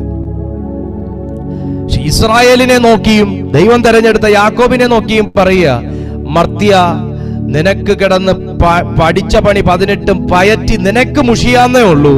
ഞാൻ തെരഞ്ഞെടുത്ത് മുദ്രയിടപ്പെട്ടിരിക്കുന്നതിന്റെ നേരെ നിനക്കൊരു ചെറുവിരൽ അനക്കാൻ പോലും പറ്റത്തില്ല. പിറ്റേ ദിവസം ജോലി കൂടുതലായിരിക്കും. കാരണം അടുത്ത ദിവസം മുറ്റം അടിച്ച് വാരുമ്പം ഇവൻ ലക്ഷണവിദ്യയെ ആഭിചാരം ചെയ്ത് മുറ്റത്ത് കൊണ്ടിട്ട സാധനം തൂത്തുവാരി കളയണമായിരിക്കും. ആ ബുദ്ധിമുട്ടേ ഉണ്ടാവുള്ളൂ. പക്ഷെ അതിന്ന് ഒരു തരി പോലും പ്രാർത്ഥിക്കുന്നവനെ തൊടത്തില്ല, പ്രാർത്ഥിക്കുന്നവനെ തൊടത്തില്ല, പ്രാർത്ഥിക്കുന്നവനെ തൊടത്തില്ല. കാര്യം എന്നറിയാമോ? ദൈവസന്നിധിയിൽ കളങ്കമില്ലാത്ത ജീവിതം. അതാ ഇവിടെ ബൈബിൾ യാക്കോബിലൂടെ പഠിപ്പിക്കുന്നത്. നിങ്ങളുടെ അവയവങ്ങളിൽ പോരാടുന്ന ഭോഗേച്ഛകളല്ലയോ. നമ്മുടെ നാവ് നമുക്കൊന്ന് ക്ലീൻ ആക്കാം. നമ്മൾ ഇന്നലെ വരെ അല്ല, ഇന്ന് വരെ നമ്മൾ ആരെങ്കിലുമൊക്കെ എന്തെങ്കിലുമൊക്കെ പറഞ്ഞവരായിരിക്കും. പക്ഷേ ദൈവമക്കളെ, നമ്മളൊക്കെ പ്രാർത്ഥിക്കുന്നവരാ, നമ്മളൊക്കെ മാതൃകയാകേണ്ടവരാ. മറ്റ് സമുദായങ്ങളെ തുറിച്ചു നോക്കുന്നതിനേക്കാൾ അധികമായി ലോകം തുറിച്ചു നോക്കുന്ന ഒരു വിഭാഗമാണ് ആത്മാവിലും സത്യത്തിലും ദൈവത്തെ ആരാധിക്കുന്ന ഒരു കൂട്ടം. ഏറ്റവും കൂടുതൽ പരിഹസിക്കപ്പെടുന്ന കൂട്ടമാണ് ഈ കൂട്ടം. കാരണം അവരുടെ ലൈഫിൽ പ്രയർ ഉണ്ട്, പക്ഷെ ക്യാരക്ടർ ഇല്ല. പ്രാർത്ഥനയുണ്ട്, പക്ഷെ ക്യാരക്ടർ ഇല്ല. പ്രാർത്ഥനയും ക്യാരക്ടറും ഒരുപോലെ ജീവിതത്തിൽ വേണം. ഇതൊന്നും നമ്മൾ ആരും കൊണ്ടുവരുന്നതൊന്നും അല്ല. അമ്മയുടെ വയറിൽ നിന്ന് വരുമ്പോഴേ കൊണ്ടുവരുന്നതല്ല, ഡെവലപ്പ് ചെയ്തെടുക്കുന്നത്. ഡെവലപ്പ് ചെയ്യാനുള്ള പുസ്തകമാണിത്. ഇതിലേക്ക് നോക്കിയാൽ നമുക്ക് കാണാം. കാരണം ദൈവം തന്നെ പറഞ്ഞേക്കുന്നു, കർത്താവിന്റെ വായിൽ നിന്ന് ശ്വാസമാക്കി ഇതിനെ വെച്ചേച്ച് പറയുക, ഇതൊരു കണ്ണാടിയും കൂടെയാണെന്ന്. ഈ കണ്ണാടിയിലേക്ക് നോക്കി സൂക്ഷ്മം നോക്കുമ്പോഴാണ് സത്യത്തിൽ നമ്മുടെ പല കുറവുകൾ ഇതിനകത്ത് കാണിച്ചു തരുന്നത്. നമുക്ക് മാതൃകയുള്ള, നിങ്ങൾ പെന്തക്കോസുകാരനാന്നൊന്നും ഇപ്പം ആരും പറയണമെന്നൊന്നുമില്ല. നിങ്ങൾ പെന്തക്കോസുകാരനാന്നോ, നിങ്ങളിപ്പോൾ അങ്ങനെയാണെന്ന് ഇങ്ങനെ ഒന്നും ആരും പറയണ്ട. പക്ഷെ നീ ഒരു ദൈവ പൈതലാണെന്ന് പറയണം. നീ ഒരു ദൈവ പൈതലാന്ന് പറയണം. ഹല്ലേലൂയ. യേശുവിൻ്റെ അരികിൽ സൂക്ഷിച്ച് യേശുവിൻ്റെ പ്രാർത്ഥനയെ വീക്ഷിച്ച ആ ശിഷ്യന് എന്നെ കൂടെ ഒന്ന് പ്രാർത്ഥിക്കാൻ പഠിപ്പിക്കാവോ എന്ന് ചോദിക്കാൻ തോന്നിയതിന്റെ കാരണം എന്നാ? യേശുവിലൊരു ക്യാരക്ടർ ഉണ്ടായിരുന്നു മോളെ, യേശുവിലൊരു ക്യാരക്ടർ ഉണ്ടായിരുന്നു. ഇനി അടുത്തൊരു കാര്യം കൂടെ, യേശുവിനൊരു ക്യാരക്ടർ ഇല്ലെങ്കിൽ ഈ പ്രസംഗിക്കുന്ന എനിക്കും കേൾക്കുന്ന നിങ്ങൾക്കും യേശുവിൻ്റെ അരികിൽ പോകാൻ പറ്റുമെന്ന് തോന്നുന്നുണ്ടോ? യേശുവിനൊരു ക്യാരക്ടർ ഉണ്ടെന്നൊരു ബോധ്യം എനിക്കില്ലെങ്കിൽ, അല്ലെങ്കിൽ നിങ്ങൾക്കില്ലെങ്കിൽ, നമുക്കൊക്കെ ഇത്രയും വലിയ പാപവും ചെയ്തുകൊണ്ട് കുറവുകളും വെച്ചുകൊണ്ട് യേശുപ്പച്ചൻ്റെ മുമ്പിൽ പോയി നിൽക്കാനും പ്രാർത്ഥിക്കാനും ചെയ്തു തരണം. അങ്ങ് അവിടുന്ന് ചെയ്യണം, മനസ്സലിയണം. നമ്മളൊക്കെ പ്രാർത്ഥിക്കുന്ന പ്രാർത്ഥനയാണ്. ഈ അന്നമാൻറ്റിയൊക്കെ പ്രാർത്ഥിക്കുമ്പോൾ, കർത്താവേ നീ മനസ്സലിയണം, നിനക്ക് കൃപ തോന്നണം എന്നൊക്കെ ആൻറ്റി പ്ലാറ്റ്ഫോമിൽ പ്രാർത്ഥിക്കുമ്പോൾ പ്രാർത്ഥിക്കാറുണ്ട്. ഈ ജനത്തോട് നീ മനസ്സലിയണം, ഈ ജനത്തോട് നീ സംസാരിക്കണം. എന്തൊക്കെയാ പറയുന്നേ? ജനത്തോട് സംസാരിക്കണം, ജനത്തോട് മനസ്സലിയണം, വരാനുള്ളവരെ കൂട്ടിവരുത്തണം, ദൈവദാസനെ ഉപയോഗിക്കണം. കർത്താവ് ചെയ്യേണ്ട കാര്യങ്ങളാണ് നമ്മൾ പ്രാർത്ഥനയെ കൂടെ പറയുന്നത്. ദൈവദാസനെ ഉപയോഗിക്കണം, വചനത്തിന്റെ വാതിൽ തുറക്കണം. എന്തൊക്കെയാ അന്നമാൻറ്റി പ്രാർത്ഥിക്കുന്നത്? ആ പ്രാർത്ഥിക്കാനുള്ള ഒരു മോട്ടീവ് അകത്തുനിന്ന് വരാനുള്ളതിന്റെ പ്രധാന കാരണം ഒരു ക്യാരക്ടർ യേശുവിനുണ്ടെന്നുള്ളത് മനസ്സിലാക്കിയുണ്ടല്ലേ. ഹല്ലേലൂയ. നമ്മൾ അറിഞ്ഞോ അറിയാതെയോ നമ്മൾ മനസ്സിലാക്കിയിരിക്കുന്ന ഒരു സത്യമാണ്, നമ്മെ പ്രാർത്ഥിക്കാൻ പഠിപ്പിച്ച യേശു ക്രിസ്തു. യേശുവാണ് നമ്മുടെ പ്രാർത്ഥനയുടെ മോഡൽ കേട്ടോ. യേശുവാണ് പ്രാർത്ഥിക്കാൻ പഠിപ്പിച്ച. യേശുവിന് ഒരു നല്ല ക്യാരക്ടറും കൂടെ ഉണ്ട്, ഒരു നല്ല സ്വഭാവമുണ്ട്. നിങ്ങളൊരു കമ്പനിയുടെ ഓണർ ആണെങ്കിൽ നിങ്ങൾക്കൊരു നല്ല വീടും നല്ലൊരു കാറും കുറെ വസ്തുവും മാത്രം ഉണ്ടായാൽ പോരാ, നിങ്ങളിൽ ഒരു നല്ല ക്യാരക്ടർ ഉണ്ടായിരിക്കണം. ഹല്ലേലൂയ. എന്ന് തുടങ്ങി നിങ്ങൾ എന്ത് പൊസിഷൻ അലങ്കരിച്ചിരിക്കുന്ന ഒരു വ്യക്തിയാണെങ്കിലും നിങ്ങൾക്ക് പറയാൻ ആ പൊസിഷൻ മാത്രം പോരാ. നിങ്ങൾക്ക് ആ സ്ഥാപനം തന്നിരിക്കുന്ന പൊസിഷൻ മാത്രം പോരാ. നിങ്ങൾക്ക് ഗവൺമെന്റ് തന്നിരിക്കുന്ന ഒരു പൊസിഷൻ മാത്രം പോരാ. നിങ്ങൾക്ക് ദൈവം തന്നിരിക്കുന്ന ഒരു പൊസിഷൻ കൂടെ ഉണ്ടെന്ന് നിങ്ങൾ അറിഞ്ഞിരിക്കണം. പ്രാർത്ഥിക്കുന്ന ഒരു ദൈവ പൈതലിന്റെ ജീവിതത്തിൽ ഒരു നല്ല ക്യാരക്ടർ ഡെവലപ്പ് ചെയ്തെടുക്കണം. Glory to Jesus. അപ്പോൾ നമുക്കൊക്കെ അങ്ങനെ യേശുവിനോട് ചോദിക്കാൻ കഴിയുന്നതിന്റെ പിന്നിലെ കാരണം എന്താന്ന് ചോദിച്ചാൽ, യേശുവിൽ ഒരു നല്ല ക്യാരക്ടർ ഉണ്ടെന്ന് അറിയാന്നുള്ളതുകൊണ്ട്, ഒരു നല്ല സ്വഭാവമുണ്ട്. ഇനി എന്തൊക്കെയാണ് ആ സ്വഭാവങ്ങൾ? ഒന്ന്, എന്നോട് ക്ഷമിക്കാനുള്ള ഒരു സ്വഭാവം. അപ്പൊ എന്നിലും ആ സ്വഭാവം വേണം. മറ്റുള്ളവരോട് ക്ഷമിക്കണം. എനിക്ക് പുറത്തു തരാനുള്ളൊരു മനസ്സ്. അപ്പൊ എനിക്കും ആ മനസ്സ് വേണം. കാരണം യേശു എന്നെ പ്രാർത്ഥന പഠിപ്പിച്ച് എനിക്ക് പുറത്തു കൊടുക്കാൻ കഴിയണം. അശരണരന് ശരണമായിരിക്കാൻ ഉള്ള ഒരു സ്വഭാവം. അപ്പൊ ഞാനും പലർക്കും വേണ്ടിയിട്ടാണ് ഞാൻ ജീവിക്കുന്നത്. ഞാനേ എനിക്കും എൻ്റെ 2 മക്കൾക്കും ഭാര്യയ്ക്കും വേണ്ടിയിട്ടല്ല. ഇപ്പൊ നിങ്ങൾക്ക് എല്ലാവർക്കും വേണ്ടി ഞാൻ ജീവിക്കുന്നു എന്നതുപോലെ തന്നെ നിങ്ങളും നിങ്ങളുടെ വീട്ടിലുള്ളവർക്ക് വേണ്ടി മാത്രമല്ല കർത്താവ് ആക്കി വെച്ചേക്കുന്നത്. പലർക്കും സപ്പോർട്ടാകാനും സഹായമാകാനും ശരണമാകാനും താങ്ങാകാനും ആശ്വാസമാകാനും വേണ്ടിയിട്ടാണ്. ഹല്ലേലൂയ. ഇനി എൻ്റെ പ്രാർത്ഥന, ഞാൻ സംസാരിച്ചാൽ നിന്ന് കേൾക്കുന്ന ഒരു ദൈവമാണ് യേശു. അങ്ങനെയാണെങ്കിൽ ഞാനും അങ്ങനെ ആയിരിക്കണം. അങ്ങനെയാണെങ്കിലേ ഞാനും അങ്ങനെ ആയിരിക്കണം. ആരെങ്കിലും എന്തെങ്കിലുമൊക്കെ ഒന്ന് പറയാൻ വന്നാലേ നമുക്ക് സമയമില്ല, പക്ഷെ എങ്കിലും ഒരു വാക്ക് നിന്ന് കേട്ടിട്ട് തീർച്ചയായും ഞാൻ പ്രാർത്ഥിക്കാം എന്ന് പറഞ്ഞ് അവരെ സമാധാനിപ്പിച്ചു വിടാനുള്ളൊരു മനസ്സുണ്ടാവണം. തുടങ്ങി ഒട്ടനേകം ക്യാരക്ടർ പ്രാർത്ഥിക്കുന്ന യേശുവിൽ നമുക്ക് കാണാൻ കഴിയും. ക്ഷമയുള്ള, സ്നേഹമുള്ള, ദേഷ്യമില്ലാത്ത, സൗമ്യതയുള്ള, സ്നേഹിക്കാനും മറ്റുള്ളവരെ സ്നേഹിക്കാൻ പഠിപ്പിക്കുകയും ചെയ്യുന്ന ഒരു നല്ല ക്യാരക്ടർ ഉള്ള വ്യക്തിയായിരുന്നു യേശു. യേശുവിന്റെ പ്രാർത്ഥനാ ജീവിതത്തിലേക്ക് കയറിയാൽ നമ്മൾ യേശുവിന്റെ ജീവിതത്തിലേക്ക് കയറിയെന്ന് അർത്ഥം. ഹല്ലേലൂയ. അതാ യാക്കോബ് ചോദിക്കുന്നത്, എന്റെ പൊന്നു സഹോദരങ്ങളെ, ഇത്രേ വചനം കേട്ടിട്ടും ശണ്ഠയും കലഹവും എവിടെ നിന്ന്? ഭർത്താവേ, വീട്ടിൽ ശണ്ഠയിടരുത്, വീട്ടിൽ കലഹം ഉണ്ടാക്കരുത്. ഭാര്യയെ, നിങ്ങൾ വീട്ടിൽ ശണ്ഠയ്ക്കുള്ള കാരണങ്ങൾ ഉണ്ടാക്കരുത്, കലഹം ഇടരുത്. മക്കളെ, നിങ്ങൾ അപ്പനമ്മമാരെ നിങ്ങൾ അനുസരിക്കണം, നിങ്ങൾ കോപിപ്പിക്കരുത് അവരെ. അപ്പനമ്മമാര് മക്കളെയും കോപിപ്പിക്കരുത്. ദൈവത്തിന്റെ പത്യവചനത്തിൽ നിങ്ങൾ അവരെ വളർത്തിയാൽ ഈ പറഞ്ഞതുപോലെയൊക്കെ തന്നെ നടക്കും. ഞാൻ ഒരുപാട് അങ്ങോട്ട് കയറുന്നില്ല. ഇനി നിങ്ങളുടെ അവയവങ്ങളിൽ പോരാടുന്ന ഭോഗേച്ഛകളിൽ നിന്നല്ലേ ഇതാ പ്രശ്നം. ഈ വീട്ടിൽ വഴക്കിന്റെ കാരണം ചില ഭോഗകാര്യങ്ങളെ കുറിച്ച് സംസാരിച്ചാണ്. ചില ഭോഗകാര്യങ്ങൾക്ക് വേണ്ടിയിട്ടുള്ള ഇതിനു വേണ്ടി സംസാരിച്ചാണ്.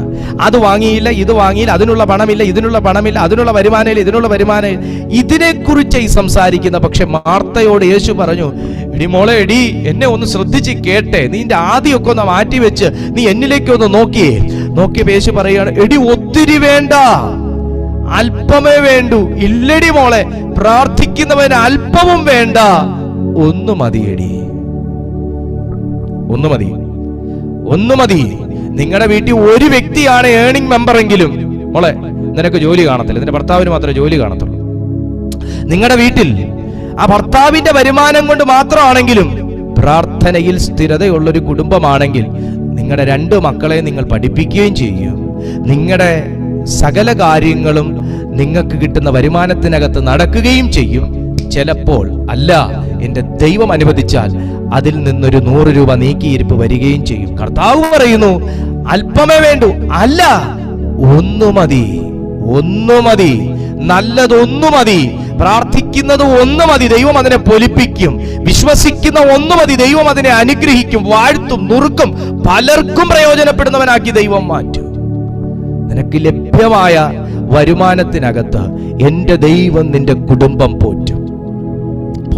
എന്റെ കുടുംബം ഞാൻ എങ്ങനെ പോറ്റും? ആശങ്ക, ആകുലതയാണ്. ഞാൻ ഇവിടുന്ന് കേറിപ്പോകാതെ എങ്ങനെ, ഇവിടെ നിന്ന് ഞാൻ എങ്ങനെ എന്റെ കുടുംബം പോറ്റും? പറ്റില്ല. ഞാൻ ഇവിടുന്ന് അന്യരാജ്യത്തിൽ പോയാലേ പറ്റൂ. അന്യരാജ്യത്തിൽ പോയാൽ പറ്റൂ, ഇല്ല എന്നൊന്നുമല്ല. പക്ഷേ വിശ്വസിക്കുന്ന നീ ഒന്ന് മതി. ഈ ദേശത്ത് ദൈവം നിനക്കുള്ളത് കുഴിച്ചിടും. ഈ ദേശത്ത് നിനക്കുള്ള ഉറവ ദൈവം കുഴിക്കും. ഇത് ചിലരോടുള്ള പ്രവചന ശബ്ദമാണ്. ഈ ദേശത്ത്, നീ പാർക്കുന്ന ദേശത്ത് നിനക്കുള്ള ഉറവ ദൈവം കുഴിക്കും. യാക്കോബ് മരണപ്പെടും, പക്ഷെ താൻ കുഴിച്ച ഉറവ പിന്നെയും പലർക്കും കോരിയെടുക്കത്തക്ക നിലയിൽ എന്റെ ദൈവം അതിനെ വിശാലമാക്കും. യേശുവിന്റെ അധികാരമുള്ള നാമത്തിൽ ജയം വ്യാപരിക്കട്ടെ. Oh, glory to Jesus. പിന്നെയും പറയുന്നു, നിങ്ങൾ കൊല്ലുകയും അസൂയപ്പെടുകയും ചെയ്തിട്ടും ഒന്നും സാധിക്കുന്നില്ല. നിങ്ങൾ കലഹിക്കുകയും ശണ്ടയിടുകയും ചെയ്തിട്ട് യാചിക്കായ്ക കൊണ്ട് കിട്ടുന്നില്ല. കുഞ്ഞെ, കലഹത്തിന്റെയും ശണ്ടയിടലിന്റെയും ഒന്നും നടുവിൽ പ്രാർത്ഥന നടക്കൂല. മനസ്സിലായോ? അയാളെ കുറ്റപ്പെടുത്തിയും ഇയാളെ കുറ്റപ്പെടുത്തിയും അവളെ കളിയാക്കി ഇവളെ കളിയാക്കിയും ആ കൊച്ചിനെ തോണ്ടിയും പിടിച്ചും വഴക്കുണ്ടാക്കിയും കരയിച്ചും നടക്കില്ല പ്രാർത്ഥന. യാചിക്കാനുള്ള സമയം യാചിക്കണം, പ്രാർത്ഥിക്കാനുള്ള സമയം പ്രാർത്ഥിക്കണം, സ്നേഹിക്കാനുള്ള സമയം സ്നേഹിക്കണം, ദൈവസന്നിധിയിൽ മൗനമായിരിക്കേണ്ട സമയത്ത് മൗനമായിരിക്കണം. ഇത് പ്രാർത്ഥിക്കുന്ന ഒരു വ്യക്തിയുടെ ജീവിതത്തിന്റെ വിജയത്തിന്റെ ഒരു കീ ആണ് എന്ന് മാത്രം ഞാൻ പറഞ്ഞുകൊണ്ട് ഇന്നത്തെ സന്ദേശം ഞാൻ ഇവിടെ അവസാനിപ്പിക്കുകയാണ്. കുറച്ചുകൂടെ കാര്യങ്ങൾ പറയണമെന്നുണ്ട്, പക്ഷേ സമയം മുന്നോട്ട് പോയി. എല്ലാ കണ്ണുകളും ദൈവസന്നിധിയിൽ അടയട്ടെ. കർത്താവ് നമ്മുടെ ജീവിതത്തിൽ കൃപ ചെയ്യുമല്ലോ. ദൈവം നമുക്കെല്ലാം ചിന്തിക്കാനുള്ള സുബോധം തന്നിട്ടുണ്ടല്ലോ. പ്രാർത്ഥിച്ച ദൈവമക്കൾ, എല്ലാ ദൈവമക്കളും പ്രാർത്ഥിച്ച്, കർത്താവേ, എനിക്ക് ആ യേശുവിന്റെ മേൽ വ്യാപരിച്ചൊരു അഭിഷേകം വേണമെന്ന് എത്ര പേർക്ക് പറയാൻ പറ്റും? ഇന്നത് പകരാൻ പോവുക കർത്താവ്. ആ യേശുവിന്റെ ജീവിതത്തിൽ ഒന്നും ഞാൻ പറഞ്ഞില്ല, ഞാനൊന്നും പറഞ്ഞിട്ടില്ല. ഇനിയും ഉണ്ട്. യേശുവിന്റെ ക്യാരക്ടറിനകത്തേക്ക് കയറി കഴിഞ്ഞാൽ ഒത്തിരി കാര്യങ്ങൾ നമുക്ക് പറയാനുണ്ട്. യേശു പ്രാർത്ഥിച്ചു, അതുപോലെ തന്നെ തൻ്റെ ജീവിതത്തിൽ ഒരു വലിയ ക്യാരക്ടർ ഉണ്ടായിരുന്നു. തൻ്റെ ലൈഫിൽ നമുക്ക് പഠിക്കാൻ, നമുക്ക് ഒപ്പിയെടുക്കാൻ ഒത്തിരി കാര്യം യേശുവിൻ്റെ ജീവിതത്തിലുണ്ട്. താൻ ഇത്രയും വിന്നറായി മാറിയതിൻ്റെ കാരണം തൻ്റെ ജീവിതത്തിൽ ഒരു ഭയങ്കരമായിട്ടുള്ള സമ്പത്തുണ്ടായിരുന്നു. യേശുവിൻ്റെ ജീവിതത്തിലെ ഒരു ഭയങ്കര സമ്പത്തുണ്ടായിരുന്നു. താൻ പ്രാപിച്ചെടുത്ത ഭയങ്കര സമ്പത്ത്.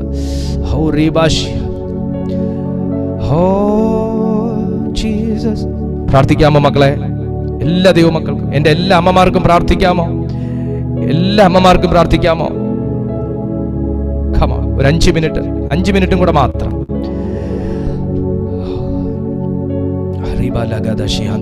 മനസ്സ് തുറന്ന് എല്ലാവരും ദൈവസന്നിധി മനസ്സ് തുറന്നേ യേശുവിന്റെ മുമ്പിൽ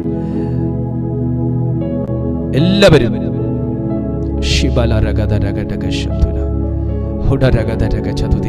പ്രാർത്ഥിച്ചേ മക്കൾ, എല്ലാ ദൈവമക്കളും, എൻ്റെ എല്ലാ സഹോദരങ്ങളും പ്രാർത്ഥിച്ചേ. എൻ്റെ ദൈവസന്നിധിയിൽ നമുക്ക് ഉറപ്പുള്ളവരായി പ്രാർത്ഥിക്കാം. ഉറപ്പുള്ളവരായി നമ്മൾ മാതൃക. ഇന്നു മുതൽ നമ്മളിൽ വേറൊരു വ്യക്തിയെ, നമ്മുടെ യേശുവിനെ കാണും. യേശു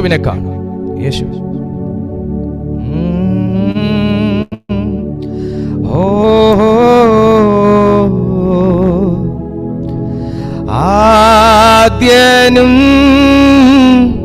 അന്ത്യനും നീ മാത്രമേശുവേ.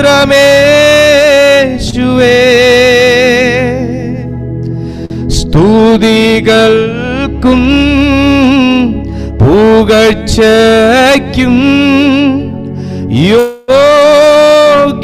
യോഗ്യനേശുവേ.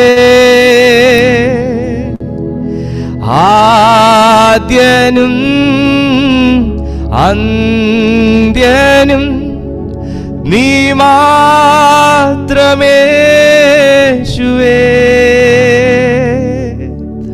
സ്തുതികൾക്കും പുകഴ്ചയ്ക്കും യോഗ്യനേശുവേ.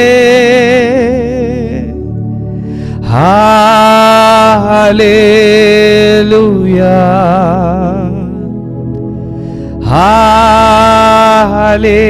ഹല്ലേലൂയാ,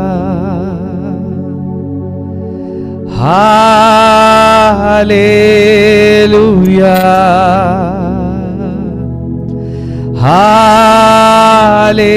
ഹല്ലേലൂയാ. പിതാവേ, എന്നെ കാണുന്ന ഈ ഓരോ ദൈവമക്കൾക്കായും ഞാൻ അങ്ങയുടെ സന്നിധിയിൽ പ്രാർത്ഥിക്കുന്നു. യേശുപ്പച്ച, വളരെ പ്രതീക്ഷയോടെ ഇവർ കർത്തൃസന്നിധിയിൽ ഇന്ന് ഈ ദൈവവചനം കേട്ടപ്പോൾ, എൻ്റെ ദൈവമേ കർത്താവേ, ഇവരെ അവിടുന്ന് സ്നേഹിക്കുന്നല്ലോ. ഇന്ന് അവരോട് ദൈവം സംസാരിച്ചല്ലോ. ആഴമേറിയ ദൈവിക ശബ്ദങ്ങൾ ഇവരുടെ ജീവിതങ്ങളെ ഇന്ന് സ്വാധീനിച്ചിരിക്കുന്നല്ലോ. പിതാവേ, കേൾക്കപ്പെട്ടതുപോലെ യേശുവിനെ പോലെ പ്രാർത്ഥിക്കുക.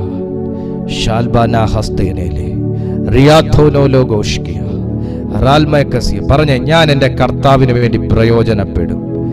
എൻ്റെ ദൈവം ആഗ്രഹിക്കുന്നത് പോലെ ഞാനായിത്തീരും. എൻ്റെ ദൈവം ആഗ്രഹിക്കുന്നൊരു വ്യക്തിത്വം എൻ്റെ ജീവിതത്തിൽ ഉണ്ടാകും. എൻ്റെ ദൈവം ആഗ്രഹിക്കുന്നത് പോലെ ഒരു ക്യാരക്ടർ എന്നിൽ ഉണ്ടാകും. ഞാൻ വ്യത്യസ്തനാകും. ഞാൻ വ്യത്യസ്തനാകും. എന്നെ വ്യത്യസ്തനാക്കുന്ന ഒരു ദൈവമുണ്ട്. എന്നെ സ്നേഹിക്കുന്ന ഒരു ദൈവമുണ്ട്. എന്നെ കാണുന്ന ഒരു ദൈവമുണ്ട്. ഈ ഭൂമിയിലെ മർത്യൻ ഇതുവരെ എന്നെ ഭയപ്പെടുത്തിയെങ്കിൽ എന്റെ പ്രാർത്ഥന കൊണ്ട് തടയാൻ കഴിയുന്ന ആ കാര്യത്തെ എനിക്കിതുവരെ ചെയ്യാൻ കഴിഞ്ഞില്ലെങ്കിൽ പ്രാർത്ഥനയിൽ എവിടെയൊക്കെയോ വീഴ്ചകൾ വന്നുപോയി. വിശുദ്ധ ബൈബിൾ 10-ാം സങ്കീർത്തനത്തിൽ പറയുന്നു, പ്രാർത്ഥന കൊണ്ട് തടയാൻ കഴിയുന്ന ഒന്നാണ് ഭൂമിയിൽ നിന്നുള്ള ഒരു മർത്യന്റെ ഭയപ്പെടുത്തൽ, ഭൂമിയിൽ നിന്നുള്ളൊരു മർത്യന്റെ ഭീഷണി, ഭൂമിയിൽ നിന്നുള്ള ഒരു മർത്യന്റെ പോര്, ഭൂമിയിൽ നിന്നുള്ള ഒരു മർത്യന്റെ എതിര് പ്രാർത്ഥന കൊണ്ട് തടയാൻ കഴിയുമെന്നും, അങ്ങനെ ഒരു വ്യക്തി പ്രാർത്ഥിക്കാൻ വേണ്ടി എഴുന്നേറ്റാൽ അവന്റെ മുമ്പിൽ തുറക്കുന്ന ഒരു ആത്മമണ്ഡലമുണ്ടെന്നും അവന്റെ പ്രാർത്ഥന കേൾക്കുന്ന ഒരു ദൈവമുണ്ടെന്നും 10-ാം സങ്കീർത്തനം 17-ാമത്തെ വാക്യം സാക്ഷ്യപ്പെടുത്തുന്നു. എന്നാൽ വർഷങ്ങൾ കൊണ്ട് നാം ഒക്കെ പ്രാർത്ഥിക്കുന്നു. എത്ര ഭീഷണിയുടെ വായികൾ കെട്ടപ്പെട്ടിട്ടുണ്ട്. വർഷങ്ങൾ കൊണ്ട് നമ്മളെല്ലാം ദൈവസന്നിധിയിൽ ഇരിക്കുന്നു. എത്ര ഭയപ്പെടുത്തുന്ന ദുരാത്മ മണ്ഡലങ്ങളെ ബന്ധിക്കാൻ കഴിഞ്ഞിട്ടുണ്ട്. എന്നാൽ യേശുവിന്റെ പ്രാർത്ഥനയിലും യേശുവിന്റെ പ്രാർത്ഥന ശേഷവും പലതും ബന്ധിക്കപ്പെട്ടു. അവൻ പ്രാർത്ഥിച്ചുകൊണ്ട് താഴേക്ക് ഇറങ്ങിയപ്പോ ഭൂമിയിൽ പ്രാർത്ഥിക്കുന്ന ഒരു മനുഷ്യനും സൗഖ്യമാക്കാൻ കഴിയാത്ത, ആമേൻ ആമേൻ ആമേൻ, ഒരു രോഗിയെ, ഒരു ബാലനെ ഒരു പിതാവ് കൊണ്ടുവന്നു. ഭൂമിയിൽ പ്രാർത്ഥിക്കുന്നവ ആർക്കും സൗഖ്യമാക്കാനും പുറത്താക്കാനും കഴിഞ്ഞില്ല. എന്നാൽ വ്യത്യസ്തനാകുന്ന പ്രാർത്ഥനാ പാടവമുള്ള, വ്യത്യസ്തനാകുന്ന പ്രാർത്ഥന അന്തരീക്ഷം സൃഷ്ടിക്കുന്ന, വ്യത്യസ്തമാകുന്ന ഒരു പ്രാർത്ഥനയുടെ ആത്മാവിന് ഓഹരിക്കാരനാകുന്ന യേശുക്രിസ്തു താഴേക്ക് ഇറങ്ങി വന്നിട്ട് ആമേൻ ആമേൻ, ആ വിടുതലിന് തടസ്സമായി നിൽക്കുന്ന സകല അവിശ്വാസത്തെയും അവിശ്വാസികളെയും ശാസിച്ചു മാറ്റിക്കൊണ്ട് ആ ബാലനെ സൗഖ്യമാക്കി പിതാവിന്റെ കയ്യിൽ തിരിച്ചു കൊടുക്കുകയാണ്. ഇന്ന് പ്രാർത്ഥിക്കുന്ന ദൈവ പൈതലെ, നിനക്കാണ് നഷ്ടപ്പെട്ടത് തിരിച്ചു പിടിക്കാനുള്ള അവസരം. കമോൺ, നിങ്ങൾക്കാണ് ബാധിക്കപ്പെട്ടതിനെ പുറത്താക്കാനുള്ള അധികാരം. നിങ്ങൾക്കാണ് രക്ഷയുടെ അവസരം. ഇന്ന് രാത്രിയിൽ എത്ര ദൈവമക്കൾക്ക് ആഗ്രഹമുണ്ട്. പ്രാർത്ഥിക്കുന്ന യേശുവിലേക്ക് നോക്കിയിരുന്ന ശിഷ്യൻ വിശ്വസിച്ചൊരു കാര്യമുണ്ട്, പ്രാർത്ഥിക്കുന്നവനല്ലേ മറുപടിയും കൊണ്ട് എഴുന്നേൽക്കുന്നത്. ആ ശിഷ്യൻ വിശ്വസിച്ചൊരു കാര്യം, പ്രാർത്ഥിക്കുന്നവനല്ലേ മറുപടിയും കൊണ്ട് എഴുന്നേൽക്കുന്നത്. അങ്ങനെയാണെങ്കിൽ ഞാൻ യോഹന്നാന്റെ അടുത്ത് എന്നെ പ്രാർത്ഥന പഠിപ്പിക്കാൻ വിടണേ എന്നല്ല പറഞ്ഞത്, യോഹന്നാൻ ചെയ്തതുപോലെ നീയും ചെയ്യണമേ, ഞങ്ങളെ പ്രാപ്തനാക്കണേ. ഇന്ന് അങ്ങനെ പ്രാർത്ഥിക്കുന്ന ചിലരോട് ആത്മാവ് സംസാരിക്കുന്നു, ഞങ്ങളെയും പ്രാപ്തനാക്കണേ, ഞങ്ങളെയും സഹായിക്കണേ, ഞങ്ങളെയും പഠിപ്പിക്കണേ, ഞങ്ങളെയും ഉപയോഗിക്കണേ, ഞങ്ങളെയും എഴുന്നേൽപ്പിക്കണേ എന്ന് പ്രാർത്ഥിക്കുന്ന ചിലരെ നോക്കി ദൈവാത്മാവ് പറയുന്നു, ഈ ശിഷ്യനും ഇത് തന്നെ കുഞ്ഞെ പറഞ്ഞത്, ഈ ശിഷ്യനും ഇത് തന്നെ പറഞ്ഞത്, ഈ ശിഷ്യൻ ഇത് തന്നെ പറഞ്ഞു, ഞങ്ങളെയും പഠിപ്പിക്കണമേ. Lord teach us, Lord teach us. പിതാവേ, എന്നെ യൂട്യൂബിലും സൂമിലും കാണുന്ന ഓരോ ദൈവമക്കളെയും ഞാൻ ഏൽപ്പിച്ചു തരുന്നു. ഇപ്പോൾ രോഗികളായി എന്നെ കാണുന്ന ദൈവമക്കൾ ഇപ്പോൾ യേശുവിന്റെ നാമത്തിൽ അവർ ആശ്വാസം പ്രാപിക്കട്ടെ, സൗഖ്യമാകട്ടെ. കർത്താവിന്റെ ജീവനുള്ള കരം ആ പ്രിയപ്പെട്ടവരെ തൊടണമേ, ഇപ്പോൾ തൊടണമേ, ഇപ്പോൾ തൊടണമേ. ഒരു പുതിയ ആത്മാവിന്റെ നിറവും പ്രാർത്ഥിക്കാനുള്ള ഒരു അഭിഷേകവും കൊതിക്കുന്നവരുടെ മേലേക്ക് ഇപ്പോൾ അവിടുന്ന് പകരണമേ കർത്താവേ.